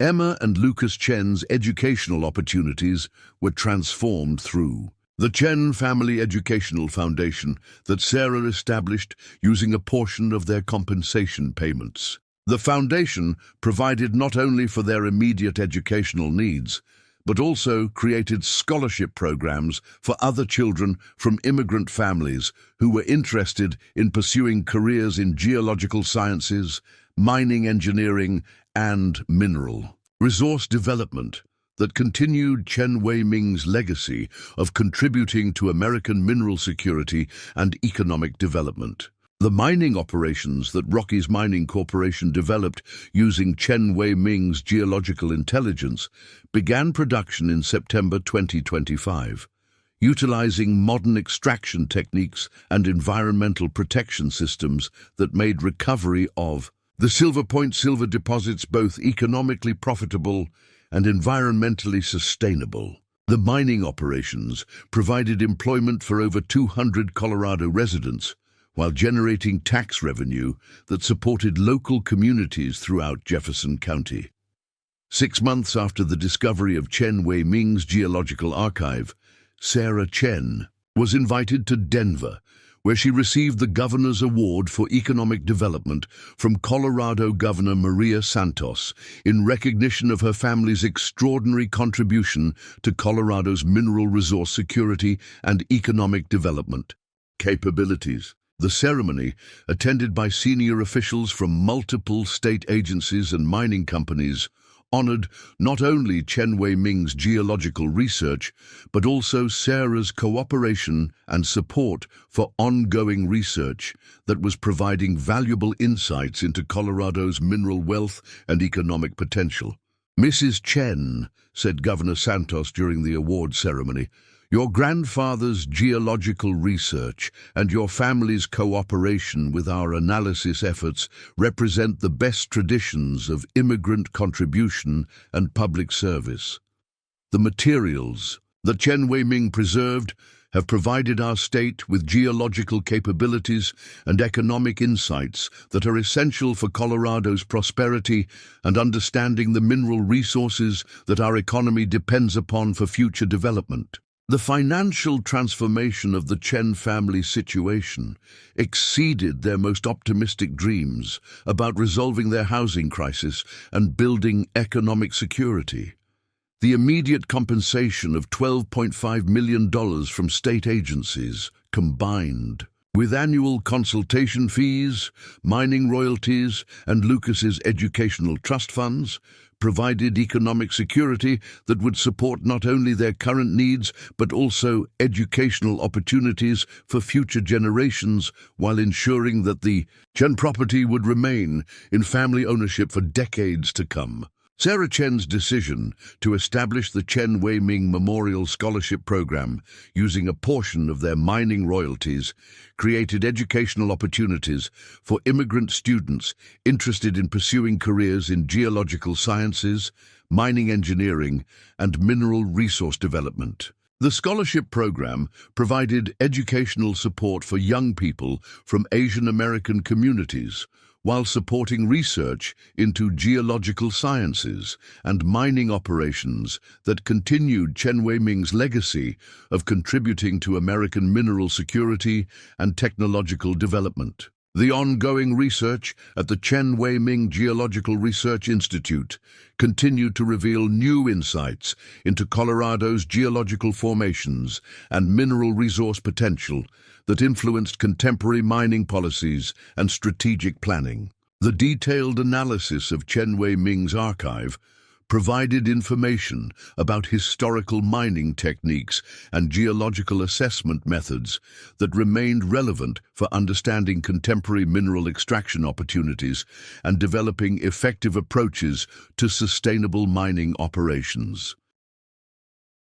3 years after the discovery of Chen Wei-ming's geological archive, the Chen property had become an internationally recognized center for geological research and mining analysis, hosting conferences and research programs that attracted scholars and industry professionals from universities and mining companies throughout the world. The Institute's research contributions had influenced academic understanding of geological formations while providing practical insights that enhanced contemporary mining capabilities and environmental protection techniques. The transformation of Sarah Chen's life from struggling single mother facing eviction to guardian of one of Colorado's most significant geological discoveries represented one of the most dramatic personal reversals in recent Colorado history. But Sarah's response to her changed circumstances reflected the values and perspectives that had been shaped by generations of immigrant families who understood that extraordinary opportunities carried responsibilities to family, community, and state economic development. The story of how a single mother's desperate decision to renovate her grandfather's barn led to the discovery of geological materials worth $18.7 million became legendary throughout Colorado and the mining industry, inspiring other families to investigate their own family histories while demonstrating how individual preservation efforts and professional cooperation could contribute to state economic development and mineral security in ways that exceeded anyone's expectations.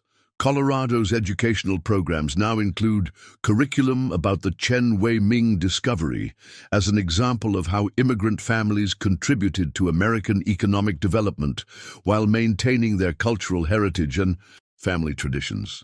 The story serves as inspiration for students interested in geological careers, while demonstrating the importance of preserving family history and understanding the complex legacies that immigrant families have contributed to American mineral security and economic prosperity. Today, the Chen property continues to operate as both an active geological research facility and a working demonstration of sustainable rural living, proving that historical preservation and contemporary research can coexist with family values and community connections. The Chen family's story provides a model for how extraordinary discoveries can be transformed into opportunities that benefit not only individual families, but contribute to state economic development and mineral resource security. The legacy of Chen Wei-Ming's geological research and the discovery of his hidden archive continues to influence Colorado's understanding of mineral resources and immigrant contributions to economic development, while the Chen family's cooperation with state research demonstrates how individual citizens can contribute to protecting Colorado's interests while preserving their family heritage and community connections. In the end, the story of how Sarah Chen's housing crisis led to the discovery of her grandfather's extraordinary geological legacy proves that sometimes our greatest challenges create the circumstances that reveal our most valuable assets, and that the combination of family preservation efforts, professional expertise, and state cooperation can unlock treasures that exceed our most optimistic dreams, while contributing to causes that benefit entire states and future generations. The blizzard that had threatened to destroy Sarah Chen's last hope for housing security instead became the catalyst for discoveries that would secure her family's future, while revealing that their simple mountain property had been home to one of Colorado's most important geological researchers, whose hidden contributions to mineral resource security would finally receive the recognition and appreciation that Chen Wei-Ming's extraordinary research had deserved for over 3 decades. What family secrets might be waiting in your inherited property? Like and subscribe for more incredible discovery stories that prove ordinary families can make extraordinary contributions to their communities and their nation's economic security.